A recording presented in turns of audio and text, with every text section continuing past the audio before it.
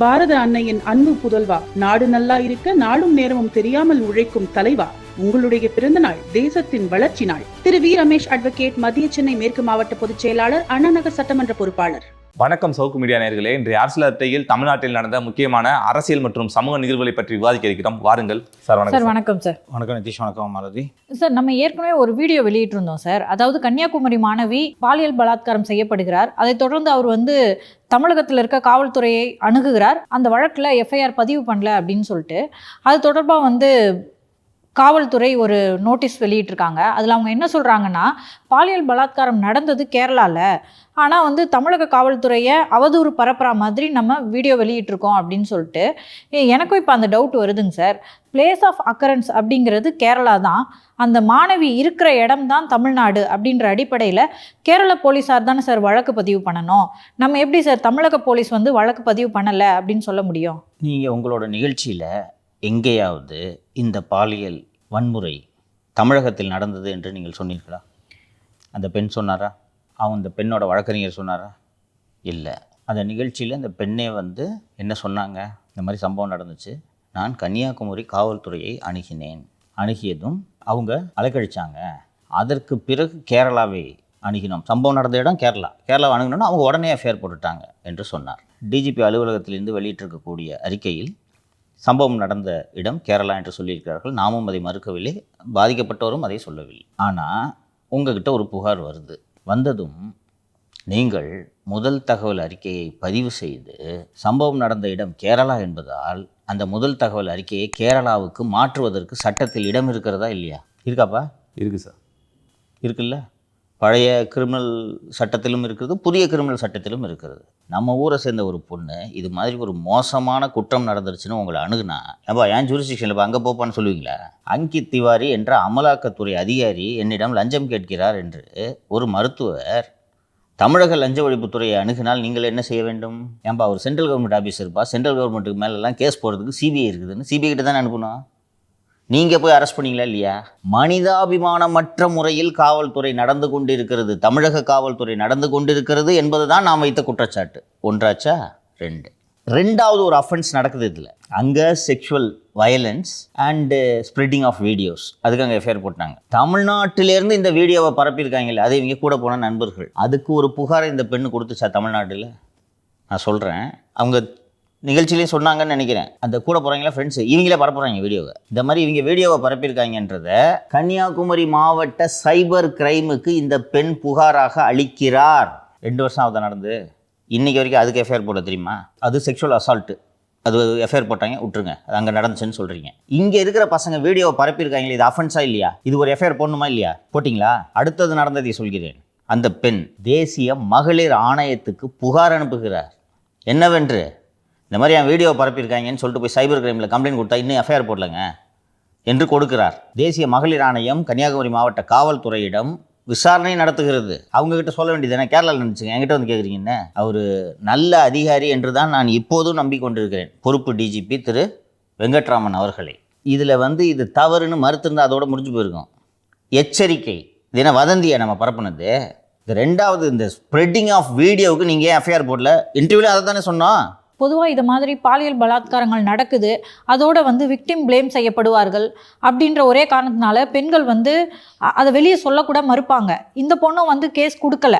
ஆனால் மீண்டும் மீண்டும் அந்த பாலியல் பலாத்காரம் செய்தவர்களாக இருக்கட்டும், கூட்டுட்டு போட்ட நண்பர்களாக இருக்கட்டும், காசு வாங்குவது, என்னுடன் வா என்று அழைப்பது, இந்த மாதிரி வேலைகளில் ஈடுபடுறாங்க.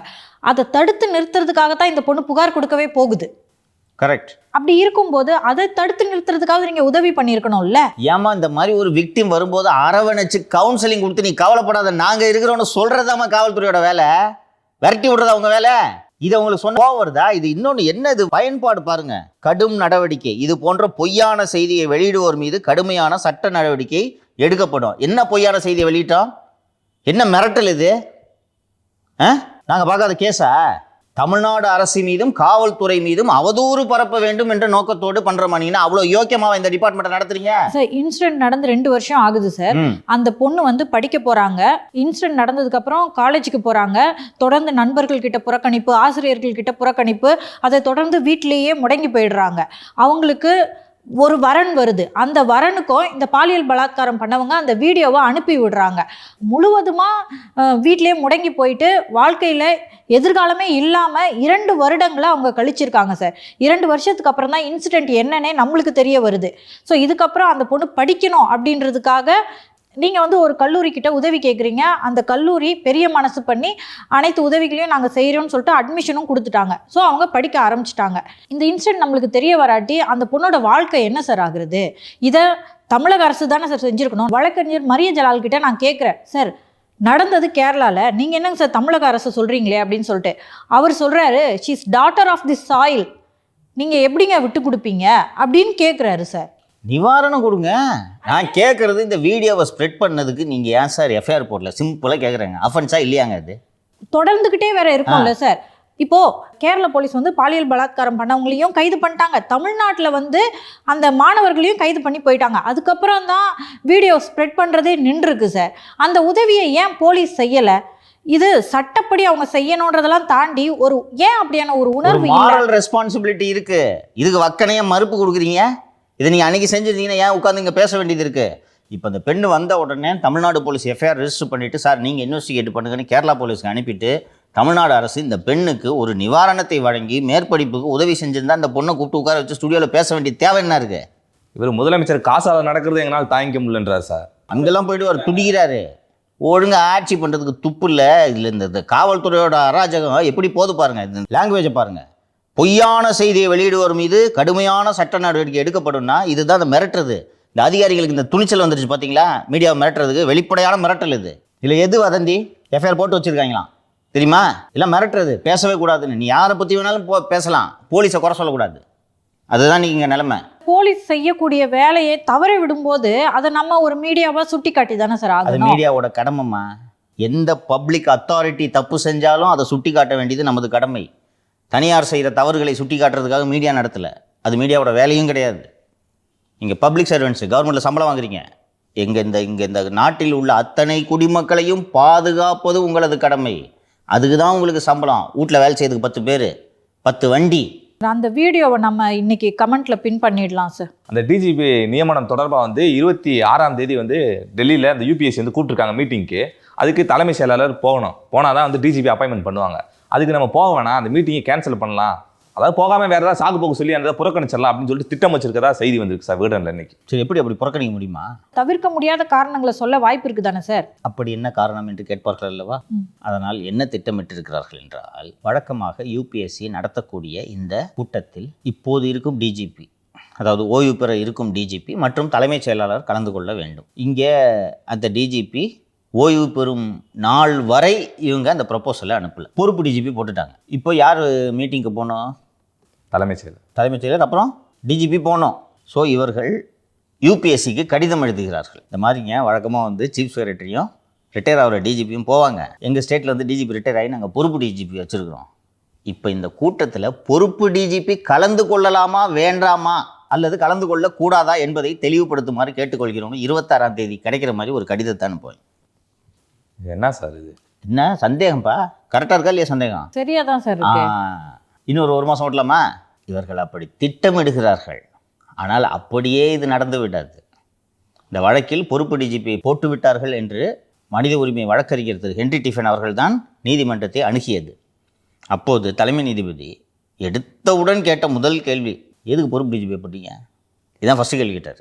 அதன் பிறகு அவங்க இந்த ஒரு பிரமோத்குமார்னு ஒருத்தர் போட்டிருக்காரு, இப்படி அப்படின்ட்டு போட்டு ஏதோ ஒன்று உருட்டணும், சரி சீக்கிரம் அப்பாயின் பண்ணுங்க என்று முடித்து விட்டார். அண்ட் யூபிஎஸ்சிலேருந்து ரெக்கமெண்டேஷன் வந்த உடனே தமிழக அரசு டிஜிபியை அப்பாயின் பண்ண வேண்டும் என்று அந்த தீர்ப்பில் சொல்லப்பட்டிருக்கிறது. இப்போ 26ஆம் தேதி மீட்டிங் என்று யூபிஎஸ்சி கடிதம் எழுதிவிட்டது. இப்போது நீங்கள் இந்த சந்தேகம் கேட்கிறீர்களே, பொறுப்பு டிஜிபியை கலந்து கொள்ளலாமா வேண்டாமா அப்படின்னு.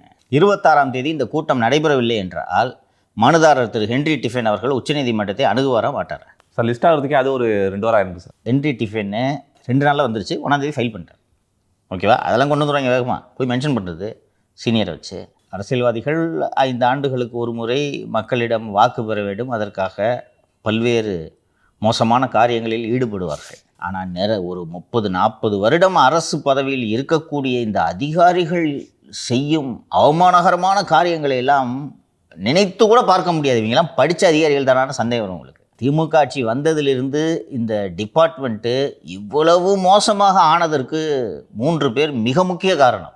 ஐஸ்கிரீம் அதிகாரி, அல்வா அதிகாரி, அருட்தந்தை. இப்போது இந்த பட்டியலில் உள்ளதுபடி சீமா அகர்வாலோ, ராஜீவ்குமாரோ, சந்தீப் ராய் ராத்தோரோ நியமிக்கப்பட்டால் இதனால் அதிகம் பாதிக்கப்பட போவது அருட்தந்தை. ஸோ அருட்தந்தை எந்த மாதிரியான கேவலமான காரியங்களில் எல்லாம் இறங்கி விட்டார் என்றால், இந்த காசு கொடுத்தா எதை வேணாலும் வீடியோவில் போடுவாங்கல்ல, இது மாதிரி இதற்கென்று சில சேனல்கள் இருக்கின்றன. அது போன்ற சேனல்களில் இந்த பட்டியலில் இருக்கக்கூடிய 3 அதிகாரிகளை பற்றி பொய்யும் புரட்டும் அவதூறும் பச்சை பொய். இப்போ யார் யாரெல்லாம் இவங்க பிலோ தி பெல்ட் ரொம்ப, அதாவது அருவருக்கத்தக்க தாக்குதலை தொடுக்க வேண்டும் என்று நினைக்கிறார்களோ அப்போதெல்லாம் இந்த மாதிரி டிக்கெட்டுங்களை அவுத்து விடுவாங்க. இப்போ இந்த விஜய்க்கு எதிராக ஒரு பைத்தியத்தை அவுத்து விட்ருக்காங்க, அது வீடியோ வெளியிட்டு கொண்டு இருக்கிறது. இந்த பைத்தியம் நிறைய பேர் இறக்கி விட்ருக்காங்க. இந்த பைத்தியம் ஒரு 2-3 நாளாக ஒரு வீடியோ போட்டுட்டு இருக்கு. இதை நியூஸாக வேறு போடுறாங்க. அதுபோல் ஒரு சர்விங் டிஜிபி, ஒரு க்ளீன் ரெக்கார்டு மெயின்டைன் பண்ணக்கூடிய டிஜிபி, இது போன்ற இழிவான காரியங்களை எல்லாம் செய்யாத டிஜிபி, அவர்களை பற்றி இவங்க திருமதி சீமா அகர்வாலை பற்றி அவங்க கொலை செய்ய திட்டமிட்டாங்களாம். ஒரு டிஜிபி கொலை செய்வாங்களாப்பா, எல்லாருமே ஐஸ்கிரீம் அதிகாரி மாதிரி இருப்பாங்க என்று ஒரு தீ விபத்தை கொலை என்று அது உள்ள சாதியை கொண்டு வந்து என்னன்றதை செக் பண்ணால் அருட்தந்தையோட வேலையா. அடுத்து சந்தீப் ராய் ராத்தோருக்கு அதே சேனலில் ஒரு வீடியோ ரெடி ஆகிட்டு இருக்கான். இதெல்லாம் மீறி எவ்வளோ நாள் நீங்கள் டிலே பண்ணுவீங்க நான் கேட்குறேன்.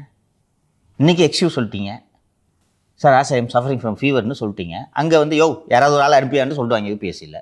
இன்னொன்று, யூபிஎஸ்சி நீங்கள் ஒரு 10 பேர் லிஸ்ட் அனுப்புகிறீங்க. இந்த 10 பேரில் 3 பேரை யூபிஎஸ்சி தேர்ந்தெடுக்கணும். அப்படி தேர்ந்தெடுக்கிறதுக்கு நீங்கள் எதுக்கு இந்த 3 பேர் தான் அப்பாயின்ட் பண்ணியான்னு சொன்னால் என்ன பண்ணுவீங்க? அப்படி பண்ண வாய்ப்பு இருக்கா சார்? ஏன் இல்லை, நீங்கள் பண்ணுறீங்கல்ல, சந்தேகம் கேட்குறீங்கல்ல, சார் பொறுப்பு டிஜிபி இருக்கிறார், கலந்து கொள்ளலாமா வேண்டாமா நீங்கள் கேட்குறீங்கல்ல. மத்திய அரசு பார்த்து நீங்கள் என்னென்ன பண்ணிகிட்டு இருக்கிறீங்கன்றதை வாட்ச் பண்ணாமையாக இருக்காங்க. இவ்வளோ நாள் ஏன் டிலே பண்ணுறீங்கன்றது தெரியாமையாக இருக்காங்க. 26ஆம் தேதி மீட்டிங் நடக்கும்போது, சார் நாங்கள் இந்த மாதிரி பொறுப்பு டிஜிபி சார் வரலாமா வேணாமா அப்படின்னு கேட்டோன்னே, நீ வரவே வேணாம், அங்கேயே உட்காந்துக்க, இந்தாப்பா இந்த 3 பேர்த்தில் ஒருத்தர் அப்பாயின்ட் பண்ணு, அனுப்பிச்சா என்ன பண்ணுவேன்? அனுப்பக்கூடாது என்று என்ன இருக்கிறது? நீங்கள் விதிகளுக்கு மாறாக 3 மாதங்களுக்கு முன்பாக அனுப்ப வேண்டும் என்று இருக்கக்கூடிய விதிகளை மீறி கடைசி நாள் வரை அனுப்பாமல் தாமதித்தீர்களா? சார் நான் சட்டத்தில் இடம் இருக்கா சார் தலைமை செயலாளர் வராமல் நியமிக்கலாம் சார்? இங்கே பாருங்கள், நார்மலாக நாங்கள் இது மாதிரி பண்ண மாட்டோம். ஆனால் இந்த விவகாரத்தில் உச்சநீதிமன்றம் சொல்லி இருக்கிறது, ப்ரொப்போசல் இங்கிருந்து வந்ததும் யூபிஎஸ்சி எவ்வளவு விரைவாக முடியுமோ அவ்வளவு விரைவாக இந்த பட்டியலை தயார் செய்து அனுப்ப வேண்டும் என்று சொல்லியிருக்கிறதா? உச்சநீதிமன்றம் இப்படி சொல்லியிருப்பதால் நாங்கள் இனியும் தாமதிக்க கூடாது என்பதற்காக இந்த பட்டியலை அனுப்புகிறோம். என்ன பண்ணுவேன்? இல்லைங்க, நீங்கள் அனுப்பிச்ச லிஸ்ட்டை நாங்கள் ஒத்துக்க மாட்டோம், பொறுப்பு டிஜிபி கலந்துக்கிட்டா தான் இந்த லிஸ்ட்டை ஒத்துக்குவோன்னு சொல்ல முடியுமா உங்களால்? என்ன பண்ணுறாங்க பார்த்தீங்களா? திருமதி சீமா, அதுக்கப்புறம் ராத்தோர், ராஜீவ்குமார், இவங்களெல்லாம் டிஜிபியாக அவங்க நியமனம் பண்ணுறாங்களா இல்லையான்றது மக்களுக்கு தேவையில்லாத வேலை. இந்த யூடியூப் சேனல்கள்லாம் இவங்கள பற்றி அவதூறு பரப்புகிறாங்க, டிஜிபியாக வரக்கூடிய தகுதி உள்ளவர்களை பற்றி அவதூறு பரப்புகிறாங்கன்னு நீங்கள் சொல்கிறீங்க. அதை மக்கள் தான் பார்க்க போகிறோம். அப்போ இதை மக்கள் பார்த்து அவங்களுக்கு என்ன ஆக போகுது? அதோட நோக்கம் என்ன? ஏன்னா இப்போ முதலமைச்சர் இதில் முடிவு பண்ண போகிறாரு. மக்கள்கிட்ட இவங்கள பற்றி அவதூறு பரப்பி என்ன ஆக போகுது? ரொம்ப அழகான கேள்வியை காலையில் எனக்கும் இதே தோன்றியது. பெரும்பாலானோர் அதை பார்க்கவே மாட்டாங்க. அந்த சேனலில் உட்காந்து பேசிகிட்டு இருக்கிற 2 பேருக்கும் டிஜிபி அப்பாயின்மெண்ட்னா என்ன, சட்டம் என்ன சொல்லுது, பிரகாஷிங் கேஸ் ஜட்ஜ்மெண்ட் என்ன, ஒன்றுமே தெரியாதுப்பா. என்னம்மா ஆகிடுறதுனால வந்துருச்சு. இப்போது யூபிஎஸ்சியில் இருக்கக்கூடிய அதிகாரிகள், UPSC chairman, UPSC member, union home secretary, அவங்கெல்லாம் இந்த வீடியோவை பார்த்துட்டு, அங்கே தமிழ்நாட்டில் ஒரு போன சேனலில் இந்த மாதிரி போட்டிருக்காங்க, அதனால் இவர் பேரை ரெக்கமெண்ட் பண்ணக்கூடாதுன்னு சொல்ல போகிறாங்களா? ஏதாவது ஒரே ஒரு பயன் இதனால் விளையுமா? ஒரு 10 பேர் பார்ப்பானா?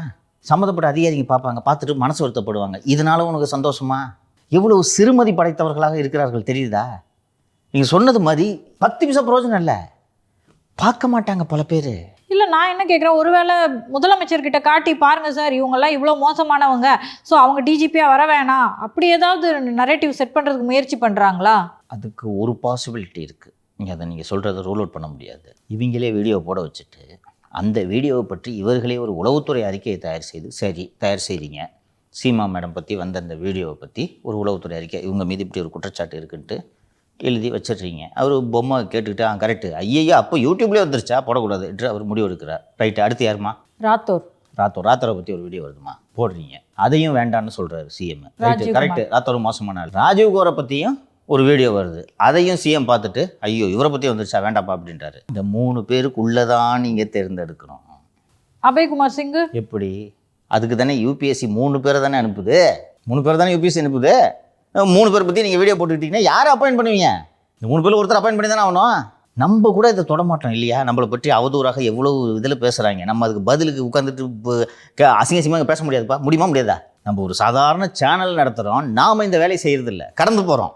முடிய அப்படின்ட்டு நமக்கு மக்கள் ஆதரவு இதெல்லாம் நம்ம பொருட்படுத்தக்கூடாதுன்ட்டு நம்ம கடந்து போகிறோம். ஆனால் படித்த அதிகாரிகள் இழிவான நபர்களோடு சகவாசம் வைத்து கொண்டிருக்கிறார்கள் என்பது தெரிகிறதா? அந்த இதில் பேசிக்கிட்டு இருக்கிறவங்க அவங்க 2 பேர் கூட எல்லாம் ஒரு படித்த ஐபிஎஸ் அதிகாரி பேசலாமா? சகவாசம் வச்சுக்கலாமா? சார் தேவையான போது யூஸ் பண்ணிட்டு தூக்கி போட்டுருவாங்க சார். இதை நீங்கள் பயன்படுத்தவே கூடாதுமா.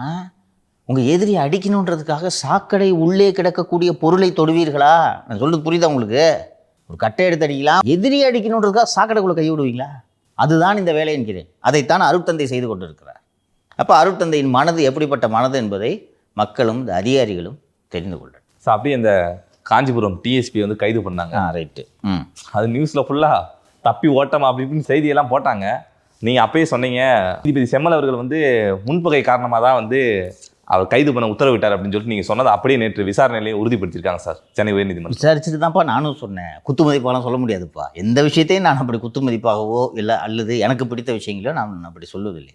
அன்னைக்கு எங்கேயுமே இது பற்றிய செய்தி வரவில்லை. அப்புறம் நீங்கள் சொன்ன மாதிரி இப்படி தான் வந்துச்சு. கைது, டிஎஸ்பி கைது உத்தரவு பிறப்பித்தார் நீதிபதி, டிஎஸ்பி தப்பி ஓட்டம், இல்லை அவர் சிறுநீர் கழிக்க சென்றிருந்தேன் என்று திருப்பி வந்து விட்டார், மருத்துவமனையில் அனுமதி, இப்படித்தான் செய்தி வந்திருந்தது. அப்போ நான் எனக்கு தெரிந்த அதிகாரிகளிடம் பேசிய போது இதாங்க நடந்தது என்று சொன்னார். அவரோட பிஎஸ்ஓ மேலே கேஸ் போட சொல்லி உத்தரவு போட்டிருக்காருன்றது வந்துச்சா. அதுக்கப்புறம் ஒரு வேலையை பார்த்துருக்காரு நீதிபதிகளே இப்படி செய்தால் மக்கள் எங்கே போய் முறையிடுவது? அந்த அவரோட பிஎஸ்ஓவை அரெஸ்ட் பண்ணுன்றாரு, பண்ணலை. அந்த பிஎஸ்ஓவோட மாமனார் பேக்கரியில் தான் இது நடந்திருக்கு. ரைட்டா? நேற்று நீதிமன்ற விசாரணையில் கூடுதலாக ஒரு தகவல் வந்திருக்கிறது. ஒவ்வொரு மாவட்டத்திலையும் மாநகராட்சி இல்லாத இடங்களில் துறையில் ஃபுட் சேஃப்டி ஆஃபீஸர்ஸ்னு இருப்பாங்க, பார்த்துருக்கீங்களா? இங்கே இந்த துர்கா சொந்தக்காரர் ஒருத்தர்னு நினைக்கிறேன், போய் இந்த தர்பூசி பழத்தில் சாயம் ஊற்றிருக்குன்னு போட்டு தர்பூசணி வியாபாரிகளோட வயிற்றுலாம் அடிச்சாது. ஞாபகம் இருக்கா? ஒருத்தர் எப்போ பாரு போயிட்டு கேமரா கூட்டினே போவார், டிஷ்யூ பேப்பரை வச்சு தொடச்சிட்டா தர்பூசணி ரெட் கலர் இருந்தால் ரெட் கலரே வரும்.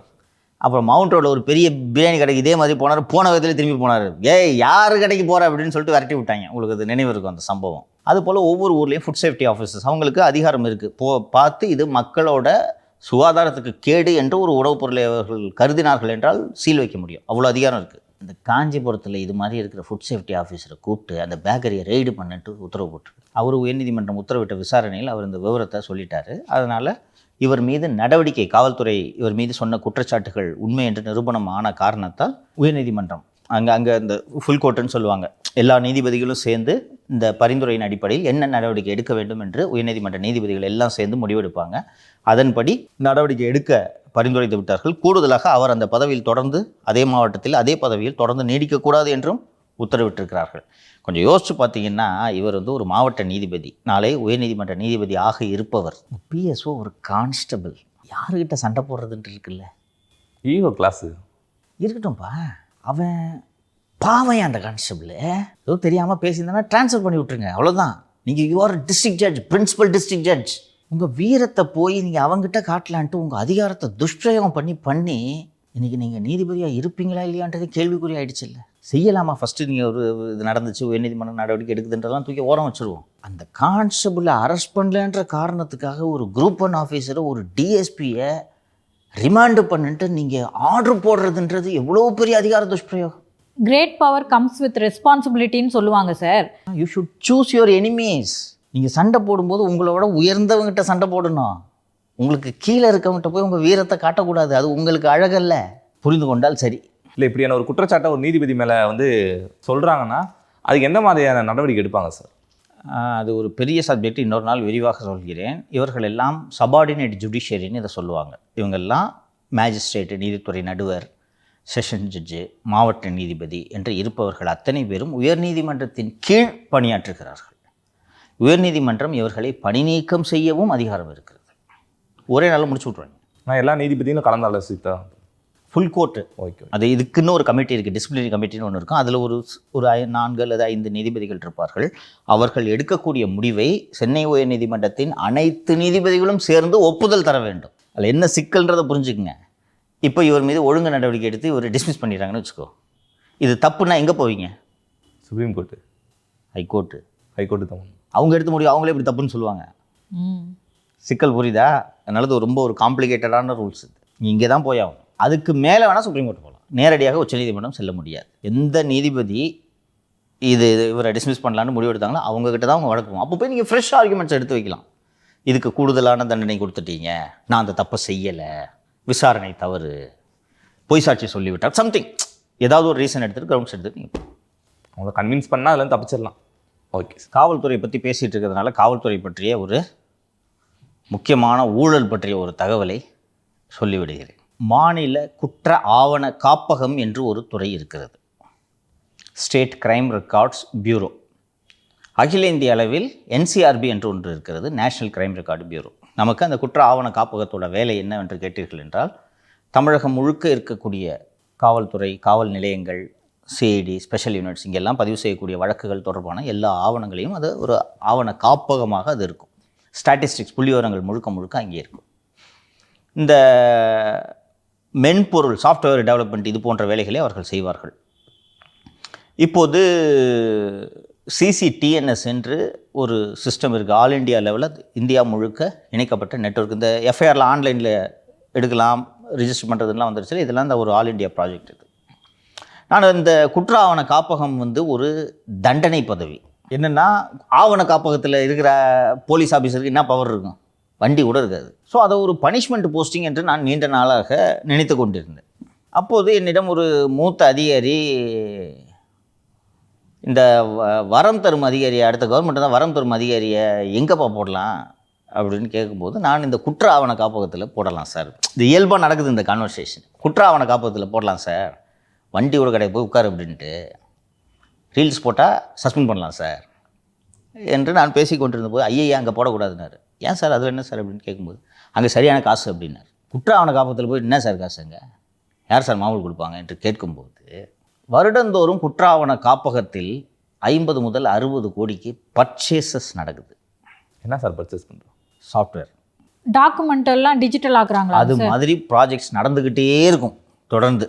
இப்போது ஒரு ப்ராஜெக்ட் நடந்து கொண்டு இருக்கிறது, inter operable criminal justice system என்று ஒரு புதிய மென்பொருள் இப்போது ஒரு 250 கோடி ரூபாய் மதிப்பில் இப்போது செயல்படுத்தப்பட்டு கொண்டிருக்குது. Inter operable criminal justice system என்றால் என்னவென்றால், காவல்துறை, நீதித்துறை, தடயவியல் அறிவியல் துறை ஆகிய துறைகளை ஒன்றாக இணைப்பது. டேட்டாவை, இப்போ என் மீது வழக்கு இருக்குது இல்லையா, என் மீது வழக்கு காவல் நிலையத்தில் பெண்டிங்காக இருக்குது. பெண்டிங் ஆகி முடிஞ்ச உடனே நீதிமன்றத்துக்கு போகுது, நீதிமன்றத்தில் சார்ஜ் ஷீட் ஃபைல் பண்ணுறாங்க. இது போக இந்த காவல்துறையோட புலனாய்வு தொடர்பான விஷயங்கள் தொடர்பான அந்த தடயங்களை எல்லாம் ஆய்வு செய்கிறதுக்குன்னு தடய அறிவியல் கூட இருக்குது. இது 3ஓட டேட்டா பேஸையும் லிங்க் பண்ணிட்டீங்கன்னா ஒரு வழக்கை எடுத்தால் அது எங்கே இருக்குது, எங்கே பெண்டிங்காக இருக்குன்ட்டு எல்லா டீட்டெயில்ஸ் வந்துடும். ஸோ இதை எல்லாத்தையும் இணைக்கிறதுக்கான சாஃப்ட்வேர் இங்கே செய்து கொண்டிருக்கிறார்கள். அதுதான் இந்த ICJS என்ற அந்த சிஸ்டம். இதோட பட்ஜெட்டு 250 crores. நான் இங்கே எப்படி சார் இங்கே அடிக்க முடியும்? இப்போ கவர்மெண்ட்டில் ஒரு கம்ப்யூட்டர் வாங்குறதுனா கூட டெண்டர் தானே சார் விடுறாங்க. டெண்டரில் 10 கம்பெனி போட்டி போடுவான். அவன் 1000 ரூபாய்க்கு தரேன்னா சார் நான் 900 ரூபாய்க்கு தரேன் சார்ட்டு ஒருத்தன் வருவான். அப்படி எளிதாக இங்கே செய்ய முடியாது என்று சொல்லும்போது தான் இந்த ஒரு விவரத்தை சொல்கிறார்கள். டெண்டர் விட்டால் காசு அடிக்க முடியாது, அது உண்மை. அதற்கு பதிலாக ELCOT, electronics corporation of Tamil Nadu என்று தமிழகத்தில் ஒரு நிறுவனம், அது ஒரு பொதுத்துறை நிறுவனம் இருக்கிறது.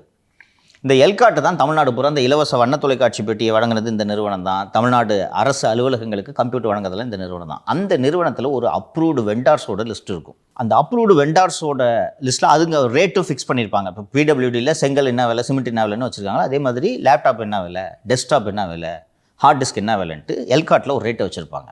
அந்த எல்காட்டில் வச்சுருக்கிற ரேட்டு மார்க்கெட்டில் கிடைக்கிறத விட 30% அதிகம். இப்போ நீ அமேசானில் ஒரு லேப்டாப் ஆர்டர் பண்ணனா 25,000 கிடைக்குதுன்னா எல்காட்டோட ரேட்டு 37,000, 12,000 ரூபாய் அதிகம் இருக்கும். இது அவங்களா செட் பண்ணிக்கலாமா?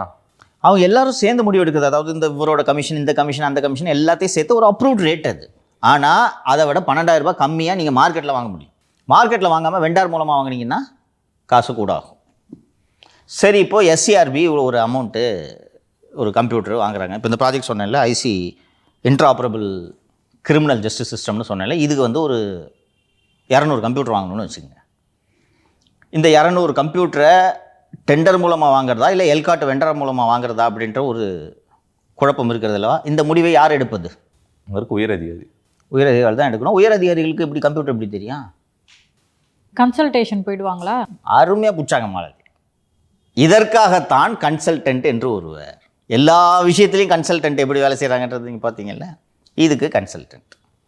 அந்த கன்சல்டன்ட் ஒரு ஒப்பீனியன் கொடுப்பார். இல்லை நம்ம டெண்டர்லாம் வேண்டாம், இங்கே அப்ரூவ்டு வெண்டாருங்க இருக்காங்க, அவங்ககிட்டேருந்து நம்ம வாங்கிக்கலான்னு அந்த கன்சல்டன்ட் ஒரு ஒப்பீனியன் கொடுத்தாருன்னா, இந்த வெண்டாரை கூப்பிட்டு 37,000 பில்லு போடு, 25,000 போக மீதி காசை எனக்கு கொஞ்சம் கன்சல்டன்ட்டுக்கு கொஞ்சம் கொடு என்று சொன்னால் முடிஞ்சா? இப்படி சத்தமில்லாமல் ஒரு கொள்ளை எஸ்சிஆர்பியில் நடந்து கொண்டிருக்கிறது. இந்த கொள்ளையை செய்து கொண்டிருப்பது யார் என்று பார்த்தால், நம்ம சவுக்கு நேயர்களுக்கு அறிந்த அதிகாரியான லாவண்யா என்ற எஸ்பி தான் இந்த வேலையை செய்து கொண்டிருக்கிறார். இந்த லாவண்யா எங்கே போனாலும் பஞ்சாயத்து தான். லஞ்ச ஒழிப்புத்துறையில் இருக்கும்போது பஞ்சாயத்து, அதற்கு பிறகு சேலத்தில் டிசியாக டெபுட்டி கமிஷனராக இருந்தார். அப்போ வந்து மாமூல் வாங்குறதுல ஒரு பிரச்சனைன்ட்டு ஒரு எஸ்பி வந்து லாவண்யா மாமூல் வாங்குறாங்க, லஞ்சம் வாங்குறாங்கன்னு சொல்லிட்டு வாட்ஸ்அப்பில் ஸ்டேட்டஸாக வச்சுருந்தாங்கன்னு சொல்லிட்டு அது ஒரு பஞ்சாயத்து. இது போல் இவர் செல்லும் இடம் எல்லாம் பஞ்சாயத்து. இன்னொரு முக்கியமான விஷயம், இவங்க வெறும் SP, she is a group 1 officer, she is not an IPS officer. ஆனால் இவர் எல்லா இடத்திலும் தன்னை ஐபிஎஸ் ஆஃபீஸர் என்று கூறிக்கொள்கிறார். டைம்ஸ் ஆஃப் இந்தியாவில் இவங்க பேரை போட்டு லாவண்யா ஐபிஎஸ்ன்னு நியூஸே வந்திருக்கு. உங்கள் மகன் வந்து ஒரு விளையாட்டு போட்டியில் வெற்றி பெறுகிறார், வட இந்தியாவில் நடந்த விளையாட்டு போட்டியில். இந்த டைம்ஸ் ஆஃப் இந்தியாவில் வந்து நியூஸில் this child is the son of Lavanya IPS officer என்று வந்திருக்கிறது. சரி, அதுதான் தெரியாமல் ஏதோ அந்த ரிப்போர்ட் தப்பாக போட்டாங்க, ரிப்போர்ட்லாம் தப்பாக போட மாட்டாங்க, இந்த மாதிரி தான் சொல்லியிருக்கோம். தப்பாக போட்டாங்கன்னு கூட வைத்து கொண்டாலும் கூட இந்த பயிற்சி, ஆன்லைன் பயிற்சி, ஆஃப்லைன் பயிற்சிலாம் அளிக்கக்கூடிய, ஐஏஎஸ் கோச்சிங்லாம் அளிக்கக்கூடிய வெரண்டா என்ற ஒரு கல்வி நிறுவனம் இவங்களை கூப்பிட்டு ஐஏஎஸ் ஆகுது எப்படி, ஐபிஎஸ் ஆகுது எப்படின்னு ஒரு லெக்சருக்கு கூப்பிட்றாங்க. அங்கே லாவண்யா ஐபிஎஸ்ன்னு போட்டிருக்கியா? இப்படி நம்ம ஏற்கனவே வந்து எப்படி சவுக்கு நேயர்களுக்கு ஒரு பரிச்சயமானவர் என்று சொல்கிறேன் என்றால், தூத்துக்குடியைச் சேர்ந்த ராதாகிருஷ்ணன் என்ற பிஜேபி கட்சியில் இப்போது இருக்கக்கூடிய ஒரு கொலை வழக்கு உட்பட ஏகப்பட்ட வழக்குகள் அவர் மீது நிலுவையில் இருக்குது. அந்த ரவுடி இவருடைய வாகனத்தை பயன்படுத்துகிறார். நான் என்ன சொன்னாலும் லாவண்யா கேட்பார்கள் என்று வெளியில் சொல்லி கொண்டிருக்கிறார். வண்டியும் பயன்படுத்துகிறார், அதான் உண்மை. பின்னாளில் விசாரித்த போது தான் தெரிகிறது. நான் போய் இந்த டிஜிபி ஆஃபீஸ் போய் ப்ரெஸ் மீட் கொடுத்தேன்ல, எனக்கு கொலை செய்ய கூலிப்படை அமர்த்தினான்னு, இந்த ராதாகிருஷ்ணன் தான் அந்த கூலிப்படை. இந்த ராதாகிருஷ்ணனுடைய வீட்டில்தான் லாவண்யா குடியிருக்கிறார். தாம்பரம் பக்கத்தில் சேலையூரில் வீடு. நீ நம்ம ரவுடி ஒரு சகவாசம் வச்சுருக்க என்று காவல்துறை உயரதிகாரிகள் விளக்கம் கேட்கும்போது, நான் மாதந்தோறும் 17,000 வாடகைக்கு கொடுக்கிறேன், அது மட்டும்தான். அது மட்டும்தான்னா ரைட்டு, வீட்டு ஓனருக்கு எதுக்கு போலீஸ் ஜீப்பை கொடுத்து அனுப்புறீங்க, அது ஒரு ரவுடி பயலுக்கு? சரி, இப்போது உங்களுக்கு சந்தேகம் வரும், லாவண்யா வந்து இந்த கன்சல்டன்ட் கூட சேர்ந்துக்கிட்டு இந்த முடிவை எடுத்துட முடியுமா, அவங்களுக்கு மேலே உயரதிகாரி இருக்க மாட்டார்களா என்று. எஸ்சிஆர்பியில் இப்போது ஐஜியாக இருக்கக்கூடியவர் திருமதி ஜெயஸ்ரீ என்ற ஐபிஎஸ் அதிகாரி. அவங்க ஜெயஸ்ரீ ரெக்கார்டு படி எல்லாம் கரெக்டாக இருக்கணும்னு சொல்லிட்டு பார்க்குறாங்க. And being a senior, being an inspector general of police and an IPS officer, இவங்களை டிசிப்ளின் பண்ணணும் அப்படின்ட்டு பார்க்குறாங்க. இந்த அம்மா அவங்கள மதிக்கிறதே இல்லை. ஏன் மதிக்கிறது இல்லைன்னா, இப்படி செய்ய சொல்லி டிஜிபி தான் சொன்னார் என்று வினித் தேவ் வாங்கடே என்ற டிஜிபியின் பெயரை பயன்படுத்தி, மேடம் டிஜி சொன்னார்ன்ட்டு இவங்க ஐஜி கிட்ட சொன்ன உடனே இவங்க போய் டிஜி கிட்ட, சார் அப்படி சொன்னீங்களான்னு கேட்க முடியும்? அந்த வினித் தேவ் வாங்கடே என்ற IG technically sound, DIG technical services, IG technical services, இது போன்ற அந்த டெக்னிக்கல் சார்ந்த பதவிகளில் இருந்திருப்பதால் இந்த மென்பொருள் வாங்குவது, மென்பொருள் பயன்படுத்துவது, மென்பொருள் உருவாக்குதல், இது போன்ற எல்லா விவகாரங்களையும் அவரை சூப்பர்வைஸ் பண்ண சொல்கிறது டிபார்ட்மெண்ட்டோட வழக்கம் 10-15 வருஷமாகவே. ஆனால் லாவண்யா இவரோட பேரை இப்படி பயன்படுத்துறது அவருக்கே தெரியாது. இதே போல் இது லாவண்யாவுக்கு பழக்கமே. இதற்கு முன்பு பயிற்சி, டிஎஸ்பியாக பயிற்சியில் இருந்த போதே சந்தீப் ராய் ராத்தோரின் பெயரை இதே போல் தவறாக பயன்படுத்தியிருக்கிறார். அதற்கு பிறகு கடைசியாக நம்ம சைக்கிள் அதிகாரி சைலேந்திரபாபு அவர்களின் பெயரை இது போல் தவறாக பயன்படுத்தியிருக்கிறார். இப்போது வினித் தேவ் வாங்கடே டிஜி அவர்களின் பெயரை எல்லா இடங்களிலும் பயன்படுத்தி கொண்டு அலுவலகத்திலேயே இருப்பதில்லை, ஆஃபீஸ்க்கே போகிறது இல்லையா. ஆஃபீஸ்க்கே போகாமல் போனவொன்னே ஐஜி கேட்டாங்கன்னா டிஜி கூப்பிட்ருக்காருன்னு சொல்லுங்கன்னு சொல்லிட்டு கிளம்பி போயிடுறது. கிளம்பி ராதாகிருஷ்ணனை இவங்க ஜீப்பில் ட்ராவல் பண்ணுறாரு. ஒரு 4 நாளைக்கு முன்னாடி ஜெயஸ்ரீ கூப்பிட்டு நீ ஏன் 10 நாள் ஆஃபீஸ்க்கே வரல, மெமோ இஷ்யூ பண்ணிட்டாங்க. மெமோ இஷ்யூ பண்ண உடனே இவங்க போய் டிஜி கிட்ட கம்ப்ளைண்ட் பண்ணுறது, வினித் தேவ் வாங்கடேட்ட, இங்கே பாருங்கள் சார், நீங்கள் சொன்னீங்கன்ட்டு இந்த மாதிரி ஒரு டெக்னிக்கல் ஸ்பெசிஃபிகேஷன் இதுக்கு போட்டேன், அவர் என்ன டிஜி சொல்கிறது, நான் சொல்கிறபடி கேளுன்னு சொல்கிறாங்க சார்னா அவர்கிட்ட போய் சொல்கிறேன். அவங்க Jayashree also is a group one officer. இந்த அம்மா சைபர் கிரைம், சிபிசிஐடி சைபர் கிரைமில் அவங்க வேலை செஞ்சுருக்காங்க. அதனால் ஓரளவுக்கு கம்ப்யூட்டர் நாலேஜ் இருக்குது. இன்னொன்று, இந்த நாலேஜெலாம் வளர்த்துக்கிறது இன்றைக்கி ChatGPT வந்த காலகட்டங்களில் இது என்ன பெரிய கஷ்டமா? இவங்க அவங்ககிட்ட என்ன சொல்கிறதுனா, சார் அவங்க ஐஜி ஜெயஸ்ரீக்கு கம்ப்யூட்டர் நாலேஜே இல்லை, நான் இந்த விஷயத்தெல்லாம் சொன்னோடனே என்னை பார்த்து பொறாமையில் என்னை தேவையில்லாமல் என்னை வந்து டீஸ் பண்ணுறாங்க, மெமோ இஷ்யூ பண்ணுறாங்கன்னு அவர்கிட்ட போய் சொன்ன உடனே அவர் கூப்பிட்டு பார்த்து பண்ணுங்கள், யங் ஆஃபீஸர் என்கரேஜ் பண்ணுனீங்க அப்படின்னு சொல்கிறது. இப்படி எல்லா இடங்களிலும் திரு வினித் வாங்கடே பேரை இவங்க பயன்படுத்திட்டு இருக்காங்க. இது வாங்கடேவுக்கே தெரியாது. பொறுப்பு HOPF திரு வெங்கட்ராமன் அவர்களிடம் ஒரு அப்பீலாகவே வைக்கிறேன். டிஎஸ்பி சர்வீஸில் சேர்ந்ததுலேருந்து இன்றைக்கி எஸ்பி ஆகிற வரைக்கும் தொடர்ந்து இப்போதும் கூட திருமதி லாவண்யா அவர்கள் மீது தொடர்ந்து இத்தனை புகார்கள் வந்து கொண்டிருக்கின்றன. சரி, வேறு எங்கேயும் லேண்ட் ஆர்டர் போஸ்ட்டுக்கு எங்கே போனாலும் பஞ்சாயத்து எடுக்கிறேன்னு சொல்லிட்டு தான் ஆவண காப்பகத்தில் போட்டால் ஆவண காப்பகத்துலேயும் காப்பஸ் அடிக்கிற வேலையை நம்ம செய்து கொண்டு இருக்கிறோம். ஏற்கனவே இவங்க மீது 2 சார்ஜஸ் 17B சார்ஜஸ் பெண்டிங்காக இருக்குதுன்னு சொல்கிறாங்க. ஸோ இது மாதிரியான இன்டிசிப்ளினான அதிகாரிகளை, அதுவும் கொஞ்சம் யோசிச்சுப்பார், ஒரு போலீஸ் ஆஃபீஸர் ரவுடி பாய கூட வண்டியில் சுற்றிட்டு இருந்தேன்னா எப்படியா மதிப்பான் போலீஸை? ஒரு கான்ஸ்டபிள் இப்படி ரவுடி கூட சுற்றுறது நீங்கள் அலோவ் பண்ணுவீங்களா? அப்போ எஸ்பி லெவலில் ஒரு ஆஃபீஸர் சுற்றலாமா? இதை டிஜி அவர்கள் விசாரித்து நடவடிக்கை எடுக்க வேண்டும். மிக குறிப்பாக CCTNS 2.0 ஃபண்ட்ஸு அண்ட் இந்த ICJSோட ஃபண்ட்ஸு, சென்ட்ரல் கவர்மெண்ட் ஃபண்ட்ஸு, இதில் ஏதாவது முறைகேடு நடந்தால் அவர் பொறுப்பு டிஜிபியாக இருக்கும் சமயத்தில் நடந்த முறைகேடு என்பதை அவர் மறந்துவிடக்கூடாது. CBI விசாரணைக்கு வர வாய்ப்பு இருக்கிறது. அதை புரிந்து கொண்டு இது போன்ற முறைகேடுகள் நடைபெறாமல் டிஜிபி திரு வெங்கட்ராமன் அவர்கள் தலையிட்டு தடுக்க வேண்டும் என்பதை இந்த நிகழ்ச்சியின் வாயிலாக கோரிக்கையாக வைத்துவிடுது. சார், ஐபிஎஸ்னு போட்டால் போட்டுட்டு போட்டோம், இப்போ அதனால மக்களுக்கு என்ன sir? It is wrong Malathi. Impersonation, அயோக்கியத்தனம், ஃப்ராடுத்தனம் அதுக்கு பேர். நீங்கள் ஐபிஎஸ் படிச்சுட்டு நீங்கள் ஐபிஎஸ்னு போட்டுக்குங்க. குரூப் ஒன் ஆஃபீஸர் தானே நீங்கள். இன்னொன்று, உங்களுக்கு ஐபிஎஸ் வரும், அது வர்றதுக்கு இன்னும் 15 வருஷம் ஆகும். அது வர்றதுக்கு முன்னாடி எப்படிமா போட்டுக்குவீங்க? தப்பு இல்லையா அது? ஏன் அதுமா இப்போ ஐபிஎஸ் போட்டுக்கிறதுல என்ன சார் தப்பு இருக்குன்னா, கம்பவுண்டர் MBBS போட்டுக்கலாமா? நானும் இன்னொரு 10 வருஷம் கழிச்சு டெப்டி கலெக்டர் ஆகணும்னு ஆசை, போட்டுக்கலாமா? டாக்டர் ஊசி போடுறாரு, நர்ஸு ஊசி போடுறாங்க, நர்ஸு MBBS போட்டுக்கலாம் பக்கத்தில். சொல்லுங்கள் மாலதி, இம்பர்சனேஷன் அயோக்கியத்தனமா அது பார்த்து தப்பாக போட்டிருந்தாங்கன்னா நீங்கள் கூப்பிட்டு திருத்தணும். கரெக்டாக? ஏப்பா இது மாதிரி போட்டு வம்ப இழுத்து விடாதப்பா போட சொன்னது நான். அதுதான் சிக்கலுங்க. எல்லா இடத்துலையும் இதை சொல்லிட்டு தெரியுது. இதை இப்படி ஒரு ஒழுங்கீனமான ஒரு அதிகாரியை, டிபார்ட்மெண்ட் இவ்வளோ சீனியர் ஆஃபீஸர் இருக்காங்க, வேடிக்கை பார்த்துக்கிட்டு இருந்தா கீழே இருக்க கான்ஸ்டபிள் எப்படியா டிசிப்ளினாக இருப்பான்? திரு வெங்கட்ராமன் அவர் கள்ளக்குறிச்சியில் கள்ளச்சாராய விபத்து ஏற்பட வாய்ப்பு இருக்குது அப்படின்னு ஆல்ரெடி கவர்மெண்ட்டுக்கு எழுதினவர் தான். ஹீ இஸ் அ தரவு ப்ரொஃபஷனல் ஆஃபீஸர்மா.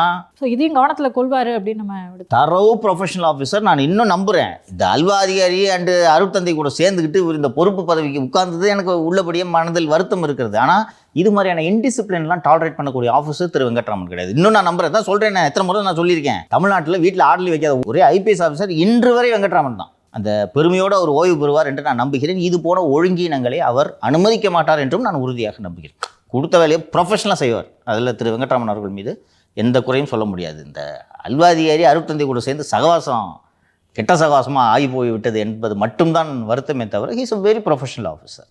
அதனால் ஹில் டேக் நோட்டீஸ்ன்னு நான் நம்புகிறேன். சார், தமிழ்நாடு அரசு சுப்ரீம் கோர்ட்டில் போயிட்டு கலைஞர் வெண்கல சிலை வைக்கிறதுக்கு அனுமதி கேட்டிருக்காங்க சார். அதுக்கு சுப்ரீம் கோர்ட் வந்துட்டு அரசு பணத்திலலாம் வைக்கக்கூடாதுன்னு சொல்லியிருக்காங்க சார். அதுதான் அப்போ இருந்தே ரூலா சார். அரசு பணத்தை நீதிபதிகள் எழுப்பிய கேள்வி, why are you using public funds for glorifying your former leaders? உங்களுடைய முன்னாள் தலைவர்களை கொண்டாட மக்கள் வரி பணத்தை ஏன் பயன்படுத்துகிறீர்கள் என்பதுதான் உச்சநீதிமன்றம் எழுப்பியிருக்கக்கூடிய கேள்வி. எங்களுக்கு எவ்வளோ துணிச்சல் இருந்துச்சுன்னா இது ஒரு அப்பீலுக்கு தூக்கிட்டு சுப்ரீம் கோர்ட்டு போய் அங்கே ஒரு 20 லட்ச ரூபா செலவு பண்ணிருப்பாங்க. ஏன் 20 லட்ச ரூபான்னு சொல்கிறேன்? என்னப்பா, அந்த 20 லட்சத்தை செலவு கட்டி முடிச்சிருக்கலாமே. செலவு கட்டி முடிச்சிருக்கலாம். அந்த சிலையை வைக்கிறதுக்கு மீண்டும் செலவு பண்ணுவேன் என்ற ஆணவம் எல்லா இடத்துலையும். அந்த இருக்கிறதுலேயே உச்சம் இந்த பேனா சிலை தம்பி. அந்த ஒரு கருணாநிதி பயன்படுத்தின பேனான்றதுக்காக அந்த பேனாக்கு கடல் நடுவில் போய் செலவு வைக்கிறதுக்கு ஃபஸ்ட்டு இன்றைக்கி காலி தேராது. கடல் நடுவில் போய் செலவு வைக்கிறதுக்கு ஒரு பிளானை போட்டிங்கல்ல. அடுத்த தடவை ஆட்சிக்கு வந்தால் வச்சுருவாங்க சார், வச்சுருவாங்க.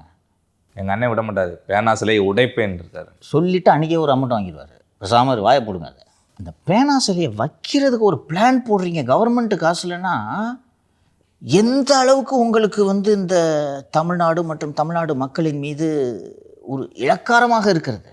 ஒய் ஒன்லி 20 lakhsன்னு கேட்டிங்க? ஏன்னா இதில் ஆஜரானது வில்சன், ரோஹத்கி வைக்கல. அவருக்கு 20 lakhs அதிகம் சார். இதில் வேற போய் ரிஜெக்ட் தான் வாங்கிட்டு வந்திருக்காரு. அது கணக்கு கிடையாது. அப்பியரானாலே காசு. வெற்றி பெறுவதும் தோல்வியடைவதும் வீரனுக்கு ஜகஜம். திருநெல்வேலியில் காய்கறி சந்தை அருகே கருணாநிதிக்கு ஒரு சிலை வைக்க வேண்டும் என்று இவர்கள் திட்டமிட்டு அதற்கு அந்த ஊரில் இருப்பவர் ஒருவர் அதற்கு எதிர்ப்பு தெரிவித்து உயர்நீதிமன்றத்தை அணுகும்போது உயர்நீதிமன்றம் அதெல்லாம் கவர்மெண்ட் துட்டில் செலவு வேண்டியதில் போ அப்படின்ட்டு சொல்லிட்டாங்க. அதை எடுத்துக்கிட்டு சுப்ரீம் கோர்ட்டு போகிறாங்க. இல்லை சார், எனக்கு ஒன்றும் புரியல. ஏன்னா பொதுவாகவே வந்துட்டு இங்கே எல்லா கட்சியோட தலைவர்களோட சிலை இருக்குது, அதெல்லாம் அரசாங்கம் பண்ணுறதானே சார் வச்சது. இது வைக்கப்பட்ட இடமும் சிக்கல். அந்த பெட்டிஷனர் கோர்ட்டுக்கு போனதுக்கு ஒன் ஆஃப் தி ரீசன் நீங்கள் இந்த இடத்துல செலவு வச்சா அது ஏற்கனவே சந்தை, அந்த இடத்துல இவங்க செலவைக்க தேர்ந்தெடுத்த இடத்துல செலவு வச்சிங்கன்னா போக்குவரத்து நெரிசலாகும்னு சொல்கிறாங்க. இது அதுக்கு அடுத்தடுத்த டைமென்ஷனில் போயிடுச்சு. ஒரிஜினல் கிரவுண்டு மக்களுக்கு இடையூறு என்பது தான் மெட்ராஸ் ஹைகோர்ட்டில் ஆர்கியூ பண்ண கிரவுண்டு மக்களுக்கு இடையூறு. சுப்ரீம் கோர்ட்டில் இவங்க அதை வைக்கணும்னு போனவொடனே உங்களுக்கு கவர்மெண்ட் துட்டை எதுக்கு எடுத்து செலவு பண்ணுறேன் என்று சொல்லி வேறு டைமென்ஷனுக்கு இது போயிடுச்சு. ஒரிஜினல் கிரவுண்டு என்னன்னு பார்த்தீங்கன்னா பொதுமக்களுக்கு இடையூறு என்பது தான். அப்போ வில்சன் என்ன சார் பண்ணியிருக்கலாம்னா, இல்லை நாங்கள் எல்லா சிலைக்கும் கவர்மெண்ட் காசு தான் அங்கே செலவு பண்ணியிருக்கோம் அப்படி சொல்லியிருக்கலாம். வித்ரா பண்ணிட்டு வந்துட்டார்.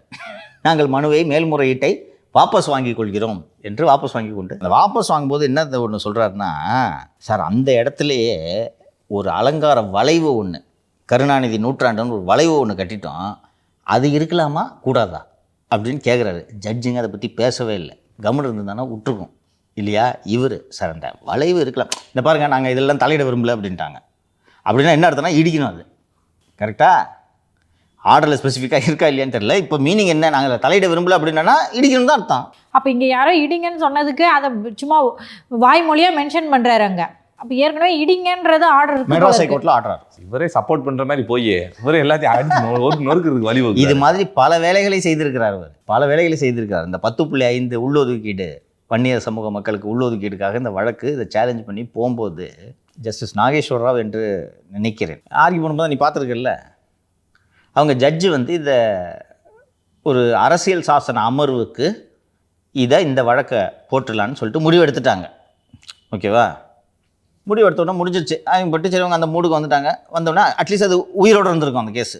Wilson kindly go to page number 15, kindly go to page number 15 சொன்ன உடனே திருப்பி ஒரு ஜஸ்டிஸ் நாகேஸ்வரராவ் சொல்கிறார், mister Wilson it is fine, argue பண்ணிட்டீங்க, ரெஃபர் பண்ணி kindly go to page number 15 உடனே நான் பேஜ் நம்பர் 15க்கு போகிறேன் இரு அப்படின்ட்டு பேஜ் நம்பர் 15ல் ஒரு வில்சன் எதை குறிப்பிட்றாருன்னா 80களில் எடுத்த சட்டநாதன் குழுவின் அறிக்கை. அதை எடுத்து பார்த்துட்டு 15க்கு போயிட்டேன், அதில் 87 எடுத்த டேட்டா வச்சுக்கிட்டு இருக்கேன், 87 எடுத்த டேட்டா வச்சுக்கிட்டுலாம் இப்போ நீ கொடுத்த சட்டம் செல்லாது, புதுசாக டேட்டா எடுத்துகிட்டு புது சட்டம் போடு, போ இந்த சட்டம் ரத்து போ அப்படின்னு முடிச்சு விட்டார். இது மாதிரி பல விஷயங்களில் தமிழக அரசுக்கு செம்மையான விருதுகளை வாங்கி தந்தவர் தான் திரு வில்சன். வின்சன் அப்படின்னு சொல்லிட்டு போட்டு செலிப்ரேட் பண்ணிட்டு இருக்காங்களே சார் டிஎம்கே ஐடிவிங்க. இந்த ஆளுநர் விவகாரத்தில் வாங்கிய தீர்ப்புக்காக அப்படி செலிப்ரேட் பண்ணிட்டு இருந்தாங்க. இது மாதிரி நிறைய பல்புகளை வாங்கி தந்திருக்கிறார். அதுவும் ரோஹத்கிலாம் வந்தார் அவருக்கு சப்போர்ட்டுக்கு. இந்த உங்களுடன் ஸ்டாலினை இங்கே ஏடிஎம்கே கவர்மெண்ட்டு உச்சநீதிமன்றத்தில் சேலஞ்ச் பண்ணிச்சுல, அன்னைக்கு கூட வில்சன் நீங்கள் அமைதியாக இருப்பீங்களா மாட்டிங்களான்னு உச்சநீதிமன்ற நீதிபதி கேட்டார். அங்கேயே சொல்லிட்டாரு, தயவு செஞ்சு உள்ளே வந்தீங்கன்னா வழக்கறிஞரா வாங்க, திமுக கட்சிக்காரரா வராதிங்கன்றாரு. அன்றைக்கி நடந்துச்சது ஹியரிங்ல சார் முடிவு பண்ணிட்டாரு நீதிபதி. இந்த வழக்கே இவ்வளோ வேகமாக இங்கே எடுத்துகிட்டு வந்துடக்கூடாதுன்னு முடிவு பண்ணிட்டாரு. அவர்கிட்ட கூட 4 திட்டு வாங்குறாரு. ஆமாம், அதான் அவரோட சிறப்பு. வின் சன்னா, WIN சன், வெற்றி மகன், திமுகவுக்கு கிடைத்த வெற்றி மகன். சார் இன்னைக்கு ஜூனியர் விகடனில் ஒரு செய்தி வந்திருக்கு சார். இபிஎஸ் அவர்களுடன் ஒரு தொழிலதிபர் போயிருக்காராம். மகனை காட்டி இவரத்தே நம்புறாராம் இபிஎஸ் அவர்கள். அது நீங்கள் சொன்ன தொழிலதிபர் என்னன்னு தெரில, அதை ஃபுல்லாக வாசிக்கிறேன், அதுக்கப்புறம் நீங்கள் அதை சொல்லுங்கள் சார் விவரமாக. டெல்லி பயணத்தில் இலைக்கட்சியின் எடக்கானவருடன் பயணித்து பலவிதமான பேச்சுவார்த்தைகளை பிசிறின்றி நிறைவேற்றி கொடுத்தவர். கட்டுமான தொழிலில் கொடிகட்டி பறக்கும் ஒருவர் தான். தன் மகனை தாண்டி இந்த தொழிலதிபரை ரொம்பவே நம்புகிறாராம் எடக்கானவர். டெல்லியில் உச்சப்புள்ளியிடம் அந்த அளவுக்கு எடக்கானவர் குறித்து விவரங்களை எடுத்து சொன்னாராம் அந்த தொழிலதிபர். இதில் பெரிய அளவில் அதிர்ச்சி ஆகியிருப்பவர் யார் தெரியுமா? சின்ன தலைவிதானாம். கடந்த 2 மாதங்களுக்கு முன்பு வரை கட்சியில் உங்களை பொதுச் செயலாளர் பதவிக்கு கொண்டு வருகிறேன் என சொல்லி சின்ன தலைவி நம்பகமாக நடந்து கொண்டவரும் இதே தொழிலதிபர் தானாம். லெஃப்ட்ல இண்டிகேட்டரை போட்டு ரைட்ல போயிட்டு இருக்காரா ப்ரோ அப்படின்ற மாதிரி நியூஸ் வந்துருக்கு சார். அது அவர் தானா சார்? அதே தொழிலதிபர் தான். 1ஆம் நம்பர் ஃப்ராடுன்றதை நான் தொடர்ந்து சொல்லிகிட்டு இருக்கேன்னா ஃபஸ்ட்டு இந்த 2வது போர்ஷன் சொல்லிடுறேன். இது ரொம்ப சரியான செய்தி. வச்சுருக்கிறான் பெரிய பெரிய ரோல்ஸ் ரைஸ், ஏதாவது தனி விமானம் வச்சுருக்கிறாங்க. இன்னொன்று எடப்பாடி கூட டெல்லிக்கு அமித்ஷா வீட்டுக்குள்ளே போயிட்டு வர்றாருன்ற விஷயம் இவங்க திருமதி சசிகலாவுக்கு தெரியும்ல. தெரியும். பெரிய தம்பி எல்லா இடத்துலையும் செல்வாக்கு போல இருக்குன்னு நினச்சி மீடாசையே கொடுத்துருச்சு இந்த அம்மா, தெரியுமா? அது யாருக்கோ கை மாற்றி விட்டாங்க. தலைவர்கள் இடம் கொடுக்க போல தானே அவர் இப்படி பண்றாரு. அதுதான் சொல்கிறேன், அதான் நான் சொல்கிறேன். ஏமாத்துறவனையா பார்த்து தான் கரெக்டாக இவங்க நம்புறாங்கன்றேன். இதே ஜூனியர் விடனில் சொல்லியிருந்தாங்க, திரு வேலுமணி திரு KP முனுசாமியை தாண்டிலும் மிகவும் பவர்ஃபுல்லானவர் இந்த தொழிலதிபர். அந்த நியூஸே பிளான்ட்டுன்னு சொன்னேன்னா. ஆமாம். இதில் வந்திருக்கிற நியூஸை பார்த்தா பெத்த மகனை விட நம்புறாராம். எப்படிப்பட்ட உருட்டு இது! நானும் வந்தப்பே நினைச்சாரு இதையும் கூட அவர் கொடுக்க வாய்ப்பு இருக்குன்னு சொல்லிட்டு. தெரியுதாப்போ, நான் ஒரு பணக்காரன், ஏகப்பட்ட பணக்காரன், இல்லை பொலிட்டிஷியனு, இல்லை ஒரு அதிகாரி, ஏகப்பட்ட பிளாக் பண்ணி வச்சுருக்கேன். இதை படித்தோடனே எனக்கு என்ன தோணும்? இவர் தான்ப்பா பெரிய ஆள், இவரை பிடிச்சா எல்லாம் நடக்கும். எடப்பாடிக்கிட்ட காரியம் ஆகணும்னா இவரை பிடிக்கணும். எடப்பாடிக்கிட்ட காரியம் ஆகணுன்றதுக்காக எடப்பாடி மகனை கூட பிடிக்கக்கூடாது. அதான் அதில் மையக்கரு. எடப்பாடிக்கிட்ட காரியம்னா நார்மலாக வந்து மனைவி மகன் அது பிடிச்சி என் பாப்பாக்கிட்ட சொல்லுப்பா அப்படின்ட்டு அணுகுவாங்க, ரைட்டா? இங்கே இந்த எடப்பாடியை பொறுத்த வரைக்கும் மகன்கிட்ட கூட வேலை நடக்காது, அபினேஷ்ட தான் வேலை நடக்கும். சார் அப்போ நம்ம ஒன்று பண்ணலாமாங்க சார்? ஏடிஎம்கேக்கு வந்து நல்ல ஸ்ட்ராட்டஜிஸை ஒன்று உருவாக்கி கொடுங்க அப்படின்னு சொல்லிட்டு அபினேஷ் கிட்ட கேட்கலாமா? அவர் தாம்மா அந்த ஸ்ட்ராட்டஜிஸ்ட்டு. பிரமாணியாவும் அபினேஷ் கண்ட்ரோலில் தான் இருக்கான். விசாரித்த வரைக்கும் நீங்கள் இது எல்லாமே பார்த்தீங்கன்னா அவர் திரு எடப்பாடி பழனிசாமி பக்கத்தில் ஒரு மோசமான ஒரு குரூப்பே ஒன்று சுற்றிக்கிட்டு இருக்கு. அவர் என்சர்க்கிள் பண்ணிவிட்டு அடுத்த கட்ட தலைவர்கள் கூட அந்த குரூப்பை பெனிட்ரேட் பண்ண முடியல. இப்போது நமக்கு தெரியறது கட்சியில் இருக்க எல்லாத்துக்கும் தெரியல, பிரமாணியா வேலையை செய்யலைன்றது தெரியும்ல. ஏன் பிரமாணியாவை டச் பண்ண முடியல? அதுவும் பொய்யா சர்வே எடுத்து வர கொடுக்குறான், ஏன் டச் பண்ண முடியல? ஏதோ ஒரு வேலை அதிகார வேலை பின்னி கிடக்கு சார். இப்படித்தான் இந்த செய்தியில் வந்திருக்க செகண்ட் போர்ஷன் உண்மை. சசிகலாவை சந்தித்து சசிகலாவை நம்பிக்கையை பெற்று நான் உங்களை பொதுச் செயலாளர் ஆக்குறேன், நீங்கள் எந்த கவலையும் படாதீங்க என்று அவர்களிடம் சொன்னோம். அந்த மாதிரி நம்பிக்கிட்டு இருக்குது சார். எனக்கு புரியல ஒன்று இந்த மனுஷன் டிஎம்கேல அங்கே சப்டிஷன் அவர்களோட நெருக்கமாக இருக்காரு, தம்பி நம்பிக்கையை பெற்றிருக்காரு. இங்கே எடப்பாடி பழனிசாமி அவர்கள்ட்ட, சசிகலா அவர்கள்ட்ட, இதுக்கு முன்னாடி ஓபிஎஸ் அவர்கள்ட்ட, இப்படி எல்லா தலைவர்கிட்டையும் ஒரு மனுஷனால எப்படி சார் இப்படி நம்பிக்கை பெற முடியும்? அந்த அளவுக்கு லேகிய வியாபாரம் செய்வதில் நிபுணர் தான் இந்த அபினேஷ். ஒரு விஷயம் புரிஞ்சுக்க தம்பி, என்கிட்ட ஒரு 200 கோடி ரூபாய் பணம் இருக்குது. அந்த பணத்தை உங்ககிட்ட கொடுத்தா என்ன பண்ணுவேன்? செலவு பண்ணுவேன். 200 கோடி செலவு பண்ணுறியா நீ? நான் கேட்கும்போது திருப்பி கொடுக்கணும். அடிச்சுதான் சார் இருக்கும். ஸோ இது போல் இந்த 200 கோடி 300 கோடியை கையில் வச்சுருக்கிறவங்க யாரோட நெருக்கமாக இருப்பாங்க?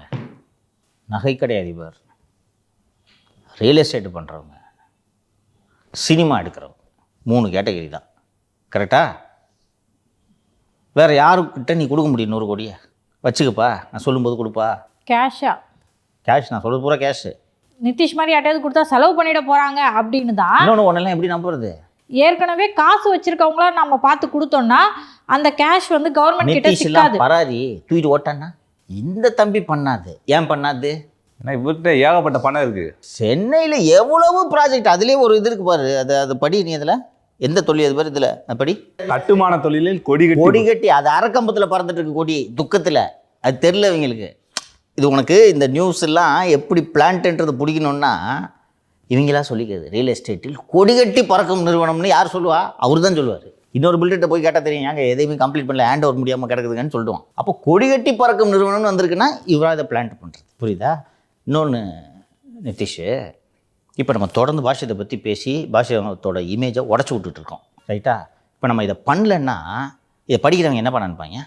உண்மைதான் சார் நினைப்பாங்க. இப்போ நீங்களேங்க சார் இபிஎஸ் நம்புறாருன்னு தான் சொல்கிறீங்க, அது எந்த வகையில் உண்மைன்னு நம்மளுக்கு தெரில சார். இபிஎஸ் அவர்கள் இதையெல்லாம் பார்த்து புரிந்து கொள்வார். அவரே பார்ப்பார், என்னது என் மகனை விட ஒன்றை நம்பர் டேய் இப்படிலாம் உருட்டுறாங்க தெரியுதா? டிசைனா. இதனால தான் டேஞ்சரஸ்ன்னு சொல்கிறேன். இது ரெகுலராக இந்த சசிகலாவை மீட் பண்ணதும் உண்மை, இபிஎஸ் கூட நெருக்கமாக இருக்கிறதும் உண்மை. சசிகலாட்ட போய் இந்த மாதிரி நான் கண்டிப்பாக பண்ணிடுறேன், நீங்கள் ஒன்றும் கவலைப்படாதீங்க, நான் டெல்லியில் பேசுகிறேன். யார்கிட்ட பேசினேன்? அமித்ஷா கிட்ட பேசினாங்க அப்படின்னு அங்கே உருட்டுறது. இவரை போய் பார்க்கும்போது பெரிய தொல்லையாகுதுங்க இந்த அம்மா. இன்னும் வந்து நம்ம கட்சியோட பொதுச் செயலாளர் ஆகலான்னு நினச்சிட்டு இருக்குது இந்த அம்மா அப்படின்னு இவர்கிட்ட போய் சொல்கிறது. 2 பேருக்குமே பிடிச்ச மாதிரி பேசுறதுனால 2 பேரும் நம்பிக்கையோட வச்சுக்கிட்டு இருக்காங்க. இப்போ நீ எப்படி எல்லாருக்கும் நெருக்கமாக இருக்கன்ட்டு கேட்டல, அவங்கவுங்களுக்கு பிடிச்ச மாதிரி விஷயத்த சொன்னா முடிஞ்சு போச்சு. இவரை கூட்டுக்கு போய் சார் கூட்டணிக்கு எல்லா கட்சியும் பேசி இழுத்துக்குவாங்கன்னா கச்சிதமாக பண்ணுவார் சார். நிதிஷ், நீ சொன்னது தமாஷா சொல்லிட்ட. நீ உண்மையிலேயே அபினேஷ் மனசில் இப்படி ஒரு எண்ணம் இருக்குது. ஒட்டு மொத்த தமிழ்நாடு அரசியல் என் கண்ட்ரோல்ன்ற எண்ணம் இருக்குது தெரியுமா? விஜய் அதிமுக கொண்டு வந்துருவாராமா? அதையும் பண்ண முடியும்ட்டு அபினேஷ் நம்புறாரு. அதுக்கான முயற்சிகளை மேற்கொண்டுட்டு இருக்காரா? ஆதவ் அபினேஷ் கூட நெருக்கமாக இருக்க மாட்டார்னு உங்களால் சொல்ல முடியுமா? அது கட்டுமானம், இது லாட்ரி. பணம் தானே. பணம் பணத்தோடு தான் சேரும். கொண்டு வந்தால் கூட சந்தோஷம் தான் சார். ஆனால் வந்து திரு சபரீசன் கூடயும் நெருக்கமாக இருக்காருன்ற அடிப்படையில் அதுக்கான வாய்ப்புகள் எப்படி இருக்குது சார்? நீங்களே எல்லாத்துக்குமான விடையையும் சொல்லிட்டீங்க. நீங்கள் எல்லாரும் கூட நெருக்கமாக இருக்காங்க. இதில் அபினேஷுக்கு யார் ரொம்ப முக்கியம் இப்போதைக்கு சார்? மாப்பிள்ளை சார். ஏன்? எஃப்எஸ்ஐ ரைட்டா? எஃப்எஸ்ஐ வரலன்னா திவாலு. இதை யோசிச்சாலே புரிஞ்சிடும். ஆனால் இந்த விஷயம்லாம் இப்போ இந்த எஃப்எஸ்ஐ விஷயம் சசிகலாவுக்கு தெரியுமா? எடப்பாடிக்கு தெரியுமா? பன்னீருக்கு தெரியுமா? ரியல் எஸ்டேட்டில் இருக்கவங்களுக்கு தெரியும். நாம் இதெல்லாம் வாட்ச் பண்ணி க்ளோஸாக அப்சர்வ் பண்ணிட்டு தான் நமக்கு தெரியும். அப்போ இவங்கெல்லாம் என்ன நினச்சிருப்பாங்க? அப்பா எங்கே பார்த்தாலும் பாஷியம் ப்ராஜெக்ட் தான் பார்ப்போம், எவ்வளோ பணம் வச்சுருப்பான். இல்லை சார், அந்த நியூஸை பார்த்துட்டு அந்த கட்சியில் இருக்க அமைச்சர்களுக்கு கூட ஒருவேளை இவனை சந்திச்சா அங்கே போய் நமக்கு எது சீட்டு வாங்கினா கூட அப்படி கூட வரலாம் சார். எக்ஸாக்ட்லி அதான் நடந்துட்டு இருக்கு. பிதாமகன் படம் பார்த்துருக்கீங்களா? பார்த்துருக்கேன், சொல்லுங்கள் சார். அதில் லங்கரக்கட்டை உருட்டுவார்ல சூர்யா, அது மாதிரி பெரிய லெவலில் நவீன லங்கரக்கட்டை உருட்டுபவர் தான் இந்த அபினேஷ், வேறு ஒன்றும் அல்ல. இதில் எல்லாரும் அந்த லைலா தானே அவங்க பேர், அந்த லைலா காசு கட்டுற மாதிரி இவங்க எல்லாம் கட்டிகிட்டு இருக்காங்க. இதில் வைக்கிறேன் கட்டிட்டு இருக்காங்க. கடைசியில் மொத்தத்தையும் வாரிட்டு போயிடுவார். அதான் நடக்க போகுது சார். நேற்று செய்தி ஊடகங்களில் ஃபுல்லாக ஒரு தகவல், பிரேக்கிங் நியூஸ் அப்படின்னு போட்டு விஜய் அவர்கள் வந்து 1.5 கோடி வருமான வரித்துறைக்கு அபராதம் செலுத்தணும்னு சொல்லிட்டு செய்தி வந்துச்சு சார். அது என்ன சார் விபரம்? சார் இது வந்து இயல்பாக நடந்துச்சா இல்லை பிஜேபி வந்து டார்கெட் பண்ணுறாங்களாங்க சார்? மெட்ராஸ் ஹைகோர்ட்டில் அதுபோல் ஒவ்வொரு ஹைகோர்ட்லேயும் இந்த டேக்ஸ் மேட்டர்களை விசாரிப்பதற்கென்று தனியாக ஒரு நீதிமன்றம் இருக்கிறது. முடிச்சுட்டு காஸ்ட் லிஸ்ட்டு காட்டுறேன். அந்த கோர்ட்டில் பார்த்தீங்கன்னா டெய்லியும் எப்படியும் ஆவரேஜாக 150லேருந்து 200 கேஸ் லிஸ்ட் ஆகும். வருமான வரித்துறையோடு வருமான வரி கட்டுபவர்கள் அத்தனை பேருக்குமே பிரச்சனை இருக்கிறது. நானும் கட்டுறேன், நீங்களும் கட்டுறீங்கல்ல. எங்களுக்கு சின்ன லெவலில் பிரச்சனை இருக்கும், புரியுதா? அதிகபட்சம் எனக்கு சார் ஒரு 1 லட்ச ரூபா எக்ஸ்ட்ரா போட்டிங்க சார், கம்மி பண்ணுங்க சார்னு போவேன், நான் ரீஃபண்ட் கொடுங்க சார்னு போவேன். ஒரு பெரிய ஸ்டார் அதிக அளவில் டிஸ்பியூட் வருது. தீபாவுக்கு எவ்வளோ கட்டணும்னு சொல்லியிருக்காங்க? 16 கோடி. 16 கோடி. ஸ்மால் மம்மி எவ்வளோ கட்டணும்? 15,000 கோடி. அவங்க லெவலில் அவங்களுக்கான டிஸ்பியூட்டு, இந்த டேக்ஸ் பிளானோட டேக்ஸ் டிபார்ட்மெண்ட்டோட டிஸ்பியூட்டு எல்லாருக்கும் இருக்கும். திரு விஜய் அவர்களுக்கும் இருக்கிறது. இப்போ ஃபார் எக்ஸாம்பிள் நம்ம கம்பெனியில் இந்த ஆண்டு வந்து 2 கோடி ரூபாய் வருமானம்ட்டு நம்ம கட்டிடுறோம். ரிட்டர்ன்ஸை வந்து ஸ்க்ரூட்டினி பண்ணுவாங்க, எல்லா ரிட்டர்ன்ஸையும் பார்த்துட்டு வருமான வரித்துறை திடீர்னு வந்து இல்லை உனக்கு வந்து ஒரு 20 லட்ச ரூபா கூட வந்திருக்கு, 2 கோடி 20 லட்சம் வருமானம், நீ 20 லட்சத்தை மறைச்சதுக்காக உனக்கு கூடுதலாக இவ்வளோ டேக்ஸ்ன்னு போடுவாங்க. அதாவது அதை நம்ம உண்மையாகவே மறைச்சு தான் இருக்கணுன்ற அவசியம் இல்லை சார். தவறாக கூட நம்ம ஃபைல் பண்ணிருக்க வாய்ப்பு இருக்கு. ஆனா அவங்க மறைச்சிட்டதா தான் எடுத்துப்பாங்க. இன்னொன்னு அவங்க வந்து அது நம்மளோட வருமானம் இல்ல செலவுன்னு கணக்கு காட்டியிருந்தா கூட அதுல டிஃபரன்ஸ் ஆஃப் ஒப்பீனியன் வரும். அது இல்லைங்க வருமானம் தான், அதனால அதுக்கு வரி கட்டுங்க அப்படின்னு சொல்லிடுவாங்க. ரஜினிகாந்துக்கு வரலையே அந்த பிரச்சனை.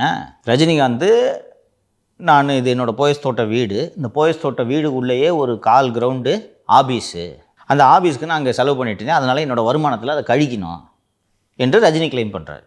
வருமான வரித்துறை ஆபீஸ்ன்னு சொல்கிற ஆபீஸில் என்ன பிரிண்டர் இல்லை, கம்ப்யூட்டர் இல்லை, நான் அதை செலவாக ஏற்றுக்க மாட்டேன், இதுக்கு வரி கட்டு. இது எல்லாருக்கும் நடக்கிறது. Just because he happens to be Vijay, திரைப்பிரபலமாக இருப்பதால் இது செய்தியாகிறது. அன்றைக்கி விஜய் வழக்கு வந்த அன்றைக்கி நீங்கள் அந்த கோர்ட்டோட காஸ்ட் லிஸ்ட் எடுத்து பார்த்தீங்கன்னா 200 வழக்கு வந்துருவாங்கல்ல. It's normal thing. இவங்க கேட்டாங்க இது பிஜேபியோட இதுவா அப்படின்ட்டு. பொதுதான் சொல்கிறேன் இப்போதைக்கு. இது இன்னொன்று எந்த வருஷம் கேஸ் பாது சார்? 2015 இந்த ஏதோ புலி படத்துக்கு அவ்வளோதான் பார்த்தீங்களா, 15 வந்த கேஸு. இப்படிலாம் பண்ணணுன்ற அவசியம்லாம் கிடையாதுமா. இன்னொன்று பிஜேபிக்கு அந்த மாதிரி பண்ணுற ஐடியா இல்லை, ஓகேவா? நான் தான் நேற்று எக்ஸ்பிளைன் பண்ணல, தனியாக நிற்கிறத பிஜேபி விரும்புது. அப்படிங்கும்போது எதுக்கு போய் தொல்லை பண்ணிக்கிட்டு? விஜய் அவர்கள் சேலத்துக்கு பிரச்சாரத்துக்கு போகிறாரு. அதே தேதியில் அன்புமணி அவர்கள் ஏதோ ஆர்ப்பாட்டமாக ஏதோ போராட்டமாக நடத்துறதா இருந்துச்சு. இப்போ அது தள்ளி வச்சிருக்காரு சார். அதை நிறையா பேர் என்ன சொல்கிறாங்கன்னா கூட்டணிக்கு இணைய வாய்ப்பு இருக்கிறது, அதனால் வந்துட்டு அவர் ஒரு நாள் தள்ளி வச்சிருக்காரு அப்படின்னு சொல்லிட்டு வருது சார். அப்படியும் பார்க்கலாம். திரு அன்புமணி அவர்கள் பெருந்தன்மையாக விட்டு விட்டார் என்றும் பார்க்கலாம். இன்னொன்று, திரு அன்புமணி அவர்கள் அந்த ஆப்ஷனை ஓப்பனாக வைக்கிறது அவரோட பாயிண்ட் ஆஃப் வியூலேருந்து நல்லது தானே. ஒருவேளை டேடி போய் ஏடிஎம்கேல சேர்ந்துக்கிட்டாருன்னா இடம்லாம் போயிடக்கூடாது இல்லையா? அன்றைக்கி நான் கரூர் விட்டு கொடுத்தேன்ல, எனக்கு கொஞ்சம் சீட்டை விட்டு கொடுங்கன்ட்டு போய் சேர்றதுக்கும் வாய்ப்பு இருக்குது. ஸோ எல்லா ஆங்கிள்லேருந்து தான் இதை பார்க்கணும். வேறு பெருசாக இருக்கிற மாதிரி தெரியல. விஜய் தான் இடத்த மாற்றுறாரு. சேலத்தில் பிரச்சாரம் செய்வதாக இருந்தது. திரு விஜய் அவர்கள் சேலத்தில் செய்ய இருந்த பிரச்சாரத்தை ரத்து செய்துவிட்டு கரூரில் இந்த வாரம் பிரச்சாரம் செய்வது என்று முடிவெடுத்திருக்கிறார். அதுக்கு என்ன சார் காரணம்? ஏதாவது காரணம் இருக்காங்க சார்? அண்ணன் செந்தில் பாலாஜி 30 விழா நடத்தினார் அல்லவா, அந்த நாற்காலிலாம் தலையில் பிடிச்சிட்டு இருந்தாங்களே, மிச்சர் பாக்கெட்லாம் வச்சு இந்த இன்ஃப்ளூயன்சர்லாம் கூப்பிட்டு பிரம்மாண்டமாக நடந்துச்சுன்னு சொல்லுங்கள். ஒரு திருப்பு முனை அரங்கத்துக்கு உள்ள 1 லட்சம், வெளியில் 1.5 லட்சம்னு போட்டாங்கல்ல. நீங்கள் அவ்வளோ கஷ்டப்பட்டு இன்ஃப்ளூயன்சர்லாம் கூப்பிட்டு தான் நீங்கள் அந்த மாநாட்டை பிரபலப்படுத்திகிட்டு இருக்கீங்க. தானா சேர்ந்த கூட்டம் எவ்வளோ வருதுன்னு பாருங்கன்ட்டு அண்ணன் செந்தில் பாலாஜியின் கோட்டையிலேயே ஓட்டையை போட களமிறக்கிறார். நிரூபித்து காட்ட வேண்டும் அப்படின்றது தான். மற்ற டிஸ்ட்ரிக்ட்ஸ் எப்படியோ தெரியவில்லை. திரு செந்தில் பாலாஜி அவர்கள் கரூரை பொறுத்தவரை ஒரு எறும்பு நுழையிறதா இருந்தால் கூட அண்ணன்ட்ட பர்மிஷன் வாங்கிட்டு தான் உள்ள நுழையிற மாதிரி வச்சிருக்கிறாரு. அங்கே போய் போடுறது ஒரு உண்மையான ஹீரோ பார்க்குற வேலையா இல்லையா? செந்தில் பாலாஜிக்கு இது பெரிய நெருக்கடியா இல்லையா?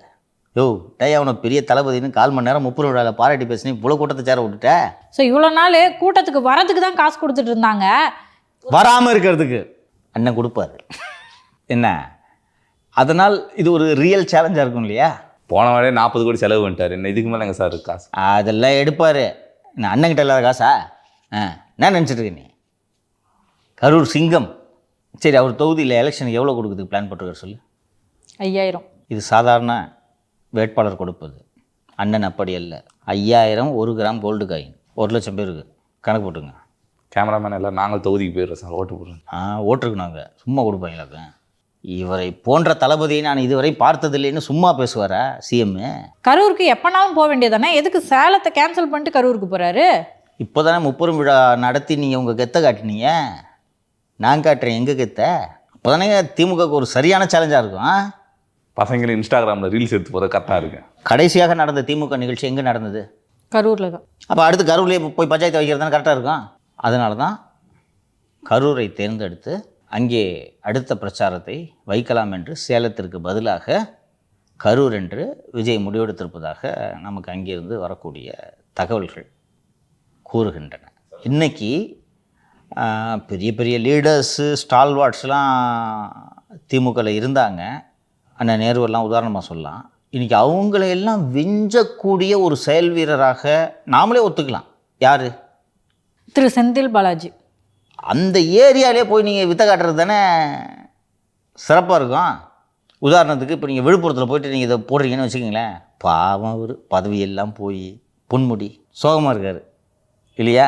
வேறு மாவட்டங்களில் அண்ணன் சிவசங்கர் எடுத்துக்கலாம். அவர் இந்த அளவுக்கு செயல் வீரர் என்றெல்லாம் திரு சிவசங்கர் அவர்களை சொல்ல இயலாது. அவர் ஏரியாவில் அரியலூர் அந்த பக்கத்து மட்டும் பார்த்துப்பாரு ஒழிய செந்தில் பாலாஜி போல் ஒரு மொத்தமாக 60 தொகுதியை சேர்த்து பார்த்துக்கிற என்ற அளவுக்கு திரு சிவசங்கர் அவர்களை சொல்ல முடியாது. அண்டு இன்னொரு மிகச்சிறப்பான செயல் வீரர் என்றால் அது மூர்த்தி. அவர் ஏரியாவில் கெத்து காமிச்சிட்டு வந்தாச்சு மதுரையில். அங்கே தானே இந்த கிரீஸ்லாம் தடவை. ஸோ அடுத்தது இங்கே செய்ய வேண்டும். இன்னொரு சிறந்த செயல் வீரர் நேரு. சேகர் வர்றாரியா மெட்ராஸ்லாம் லாஸ்ட்டு எங்கே போகிறார் சேகர் பாபு? அவர் நல்ல செயல் வீரர். உண்மையிலே செயல் வீரர், நான் ஒத்துக்கிறேன். உண்மையிலே செயல் வீரர். யாராவது இந்த மாதிரி ஒரு முதல்வருக்கு டான்ஸ் போட்டு காட்டணும்னு யாருக்காவது தோணுச்சையா? எப்படி குஷியானார் பார்த்தி அவர். துரைமுருகன் என்ன சார் பண்ணுவார்? அவர் ஏமா அவர் பாவத்தை. ஸோ அதனால தான் கரூரில் பஞ்சாயத்து என்று விஜய் முடிவெடுத்திருப்பதாக கட்சியினர் கூறுகிறார்கள். அஃப்கோர்ஸ் க்ரௌட் எப்படி வருன்றது இப்போ தெரியும். அப்போ நேச்சுரலி நீங்கள் என்ன பண்ணுவீங்க? ஒரு பார்வையாளரை நீங்கள் என்ன பண்ணுவீங்க? கரூரில் விஜய் வந்து பிரச்சாரம் முடிச்சுட்டு போயிடாரு, பிரச்சாரம் நடந்துகிட்டு இருக்கு, என்ன பண்ணுவீங்க? 30 விழாவையும் இதையும் ஒப்பிடுவீங்களா மாட்டிங்களா? பேசு பொருளாவீங்களா? நான் விஜய் கற்றுக்கிட்டு இருக்கிற அரசியல்ன்றதை நான் சொன்னேன்னா லேர்ன் பண்ணிகிட்டு இருக்காருன்னு. இதுதான் அரசியல். இப்போ இம்மிடியட்டாக எல்லாரும் செய்யக்கூடியது என்ன? 30 விழா கூட்டம், விஜய்க்கு கூட்டம் கம்பேர் பண்ணுவாங்களா மாட்டாங்களா? ஸ்பீச் எது வெயிட்டாக இருக்குமா? இருக்கும். நாளுக்கு நாள் இம்ப்ரூவ் பண்ணிகிட்டு இருக்காருல்ல. மதுரையில் பேசுனதுக்கும் திருச்சியில் பேசுனதுக்கும் நாகப்பட்டினத்தில் பேசுனது பெட்டராக இருந்துச்சா? இன்னும் பெட்டராக இருக்குன்னு எதிர்பார்க்கலாம். சார், திமுக வந்து ஒரு கன்ஃபியூஷனில் இருக்காங்க. விஜய் எதிர்க்கணுமா எதிர்க்க வேணாமா அப்படின்ற ஒரு கன்ஃபியூஷனில் இருக்காங்க. இதுக்கு நடுவில் வந்து திரு கரு பழனியப்பன் பேசும்போது விஜய் வந்து நீங்கள் யாரும் விமர்சனம் பண்ணாதீங்க, ஏன்னா எப்படி கமல்ஹாசன் வந்து நம்மளுக்கு எதிராக நின்னார், தோற்று போயிட்டார், நம்ம தான் ராஜ்யசபா சீட்டு கொடுத்து வச்சுருக்கோம், அதை மாதிரி திரு விஜய் அவர்களும் இங்கே தான் வந்து சேர போகிறாரு அப்படின்னு பேசுகிறாரு. எல்லாம் சரிதான். உங்களை வந்து யாரை விமர்சிக்க சொன்னாங்க? திரு விஜயை. நீங்கள் எதுக்கு சார் திரு கமலை விமர்சனம் பண்ணிகிட்டு இருக்கீங்க? அதுக்கு சார் திரு ஸ்னேகன் வந்து அதை கண்டிச்சிருக்காரு. எங்கள் கருணை அடிப்படையில் நீங்கள் வந்து சீட்டு கொடுத்தீங்க அப்படின்னு கேட்டிருக்காரு. ஒன்று வந்துட்டாங்க உங்ககிட்ட, அவரை நீங்கள் இப்போ என்ன பேசுகிறோன்னு அவர் தெரிஞ்சு தான் பேசுகிறாராங்க சார்? அவர் தெரிஞ்சு தான் பேசுகிறாருன்னு நான் நினைக்கிறேன். ஏன்னா கமல் பண்ணுற வேலை தான் எனக்கு அவ்வளோ தாங்க முடியாமல் இருக்குது. திரு கமல் அவர்கள் ஒரு விஷயத்தை புரிந்து கொள்ள வேண்டும். There is no free lunch. கமலுக்கு இது நல்லா தெரியும். கமல் போன்ற ஒரு ஸ்டார் தங்கள் கூட்டணிக்கு பலன்றதுனால தான் கூப்பிட்டு சீட்டு கொடுத்தாங்க, சும்மா கொடுக்கல. ஃபோட்டோ ஃபினிஷில் தானே சார் தோற்று போனார் வானதி ஸ்ரீனிவாசனுக்கு எதிராக. அப்புறம் எதுக்கு சார் நீங்கள் திமுகவில் போய் ஜாயின் பண்ணுறீங்க? அவர்களுக்கு நீங்கள் தேவை, உங்களுக்கு அவர்கள் தேவை. அந்த அடிப்படையில் இது ஒரு பார்ட்டர் சிஸ்டம், பண்டமாற்று முறையின் அடிப்படையில் இன்றைக்கி உங்களுக்கு சீட்டு கொடுத்தா அதோட போக வேண்டியது தானே. முந்தா நாள் என்னமோ ஏர்போர்ட்லேருந்து வரும்போது எனக்கும் திமுகவுக்குமான உறவு அதையும் தாண்டி புனிதமானதுன்றது.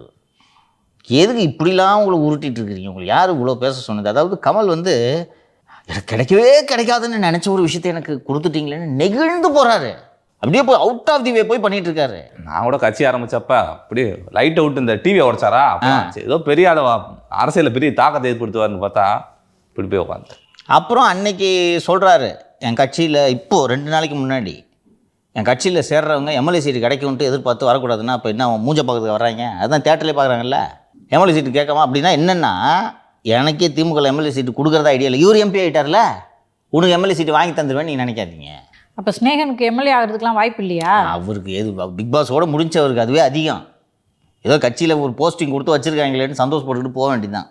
அப்படி தான் விமர்சனம் பண்ணுவாங்க. நீங்கள் உங்களை நிலையை தாழ்த்தி கொண்டீர்கள் என்றால் உங்களை அப்படி தான் பயன்படுத்துவார்கள். இன்றைக்கி அழகரமாக பேசுகிறாங்களா? ஒரு கொஞ்சம் இன்னொரு ஆங்கிளில் திங்க் பண்ணி பாருங்கள். நீங்கள் எம்பி சீட்டு கொடுத்துருப்பாங்களா இல்லையான்றது தெர் இஸ் நோ கேரண்டி. ஒரு சீட்டோ 2 சீட்டோ அதிமுக ஒரு சீட்டு கொடுத்துருப்பாங்கன்னு வச்சுக்கோங்க. அதிமுகவில் 24 வந்து அதிமுக கூட்டணிக்கு போயிருந்தாருன்னா இன்றைக்கி கமல் வேணும்னு இன்றைக்கி உங்கள்கிட்ட கெஞ்சுவாங்களா? சீட்டே இல்லாமல் சும்மாங்காட்டி 24 நீங்கள் ஆதரவு கொடுத்தீங்களா? எதுக்குன்னா உங்களுக்கு ராஜ்யசபா வேணுன்றதுக்காக இல்லையா?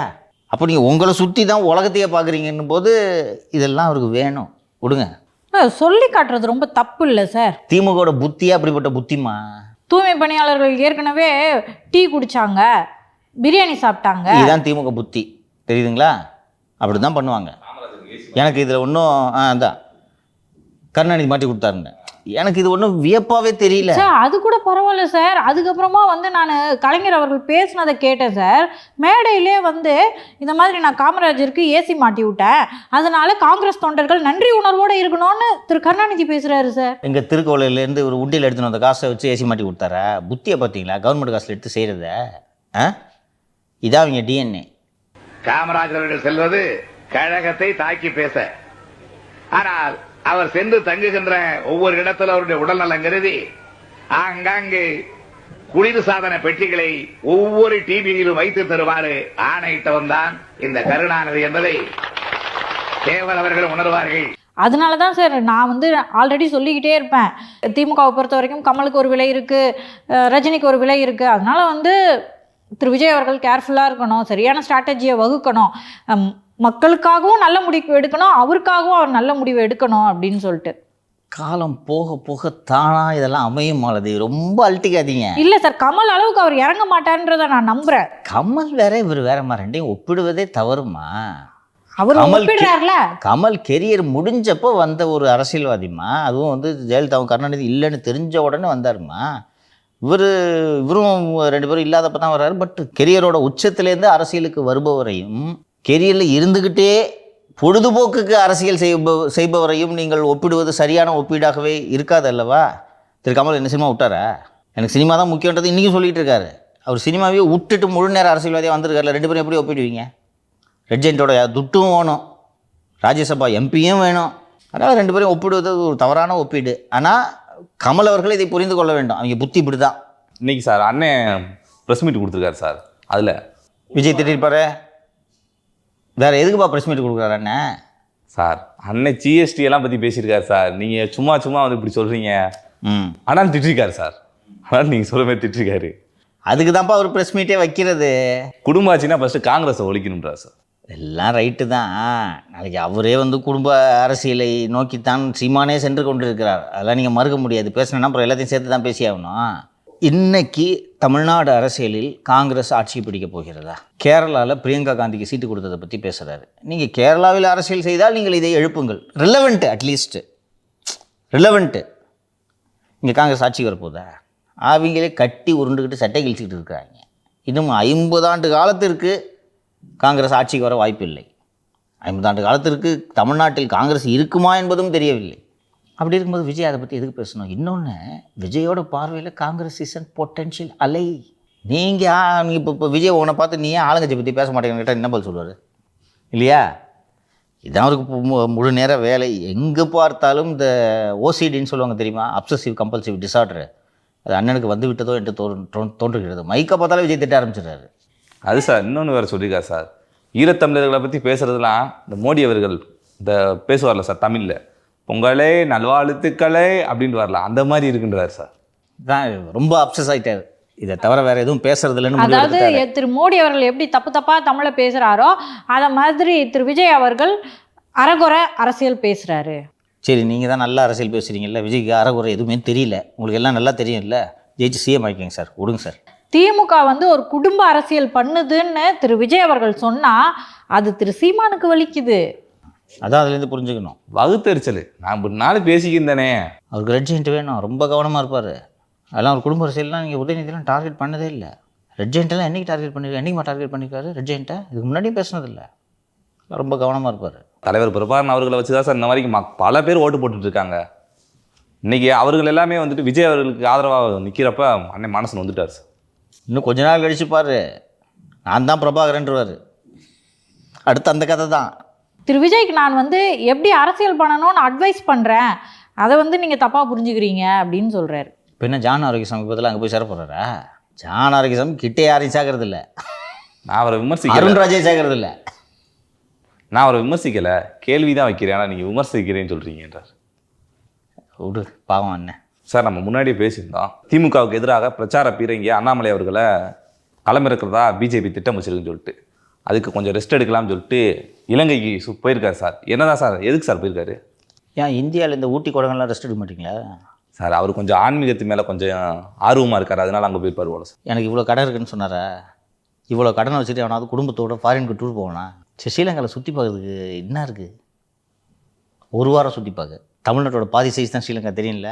வீட்டில் 1000 ரூபா கடை இருந்தாலும் அரியா பொட்டான்னு ஒரு கதை சொல்லுவாங்களா, அது மாதிரி அண்ணன் கிளம்பிட்டார் போல சார். மதுரைக்காரங்க அப்படி சொல்லுவாங்க போல. சரி, நான் கேட்குறதுக்கு சொல்லு. நீ சிலம்பட்டிக்காரங்க இவ்வளோ கடன் வச்சுக்கிட்டு நீ தானே சொன்னீங்க எனக்கு எல்லாம் இதை பேசுகிறீங்களே அதை பேசுகிறீங்களே, எனக்கு கடன் இருக்குது அதை பற்றி பேசுனீங்களான்னு கேட்டாரா? எல்லா டாக்குமெண்ட்டையும் வெளியிடுறீங்க, பினாமி எல்லாத்தையும் வெளியிடுறீங்க, அப்புறம் நான் என்னதான் பண்ணேன், எனக்கு மண்ணை வடிக்குதுன்னு வெளியே போயிட்டு. நான் சொல்கிறேன், போனது ஸ்ரீலங்கா அல்ல. மலேசியா போனால் நேராக மலேசியா போகிறாருன்னு சொல்லுவீங்கல்ல, இங்கேருந்து ஸ்ரீலங்கா போய் ஸ்ரீலங்காலேருந்து மலேசியா போனால் ரப்பர் தோட்ட விவகாரம் ஒன்று சொன்னேன்னா கூட்டி கழிச்சு பார்த்தா கணக்கு கரெக்டாக வருது. எனக்கு என்ன வருத்தமாக இருக்குன்னா, அண்ணாமலைக்கு இந்த சமூகத்தில் இருக்கிற எல்லாரும் முட்டாள்னு எப்படி இவ்வளோ ஒரு நம்பிக்கை? கொஞ்சம் லாஜிக்கலை யோசிச்சுப்பார். அரசியல் சூடு பிடிச்சிருச்சு. நயினார் அடுத்த வாரத்துலேருந்து பிரச்சாரத்தை தொடங்குறாரு. அவரோட ஃபார் ஜூனியர் வினோஜ் 234 தொகுதியிலையும் போராட்டம் அறிவிக்கிறதுக்கான கோஆர்டினேட்டராக அறிவிக்கப்பட்டிருக்காரு. ஆளுக்கு ஸ்கோர் பண்ணுறாங்க. இன்றைக்கி நீங்கள் பதவியிலேருந்து போயிட்டாலும் தொடர்ந்து இந்த கட்சியில் உழைத்தால், உங்களை இருப்பதாக காட்டிக்கொண்டால், நீங்கள் அட்லீஸ்ட் வந்து மீண்டும் உங்களுக்கு ஒரு நல்ல பதவியை கொடுப்பதற்கு வாய்ப்பு இருக்கிறது இல்லையா? விட்டுட்டு இப்போ ஒரு வாரம் ஸ்ரீலங்கா போக வேண்டிய தேவை என்ன? அப்படின்னா கட்டாயம். கட்சியை விட குடும்பம் தான் முக்கியம். நீங்கள் உங்கள் மாலதியும் சரி மற்றவங்களும் சரி லீவ் கேட்கும்போது நான் என்ன சொல்கிறேன், எல்லா லீவையும் எலெக்ஷன் முடிஞ்ச பிறகு எடுத்துங்கன்னு சொல்கிறேன்னா, ஒரு மீடியா கம்பெனி நடத்துகிற நமக்கு எலெக்ஷன் எவ்வளோ முக்கியமாக இருக்குது. ஒரு நாள் கூட ஷோ மிஸ் ஆகக்கூடாதுன்றதுல நம்ம அவ்வளோ பர்டிகுலராக இருக்கோம். ஒரு முழு நேரம் அரசியல்வாதிக்கு ஒரு வாரம் என்ன சார் ஓய்வு? ஆயத்தமாகறாரா சார்? கிழிச்சார் இவர். எனக்கு இது வரைக்கும் வந்திருக்கக்கூடிய தகவல் மலேசிய ரப்பர் தோட்டம் தான். இன்றைக்கி அண்ணாமலை ஸ்ரீலங்காவில் இல்லை. நேற்று தானே இங்கேருந்து எவ்வளோ நேரம் ஃப்ளைட்டு ஸ்ரீலங்காவுக்கு? 1 மணி நேரம் இருக்கும்னு 1 நினைக்கிறேன். மணி நேரம். இன்றைக்கி ஸ்ரீலங்காவில் இல்லை அண்ணாமலை, தெரியுமா? ஒரு வாரம் கழித்து இலங்கையிலேருந்து இங்கே வர்றாரு. பார்க்கலாமா? எனக்கு அண்ணாமலை ஒரு ஒட்டுமொத்த சொசைட்டியில் யாருக்குமே அறிவு இருக்காது, நம்ம என்ன சொன்னாலும் நம்பிக்கை வாங்க அப்படின்னு எப்படி இந்த முடிவுக்கு வருகிறார் என்பது தான் எனக்கு வியப்பாக இருக்கிறது. சார் இப்போ பிஜேபி தமிழ்நாடு கட்சினா கூட பரவாயில்ல, அது ஒரு இந்திய கட்சி, அவங்க நினச்சாங்கன்னா டீட்டெயில்ஸ் எடுத்துட முடியாதாங்க sir? They are the government Malathi.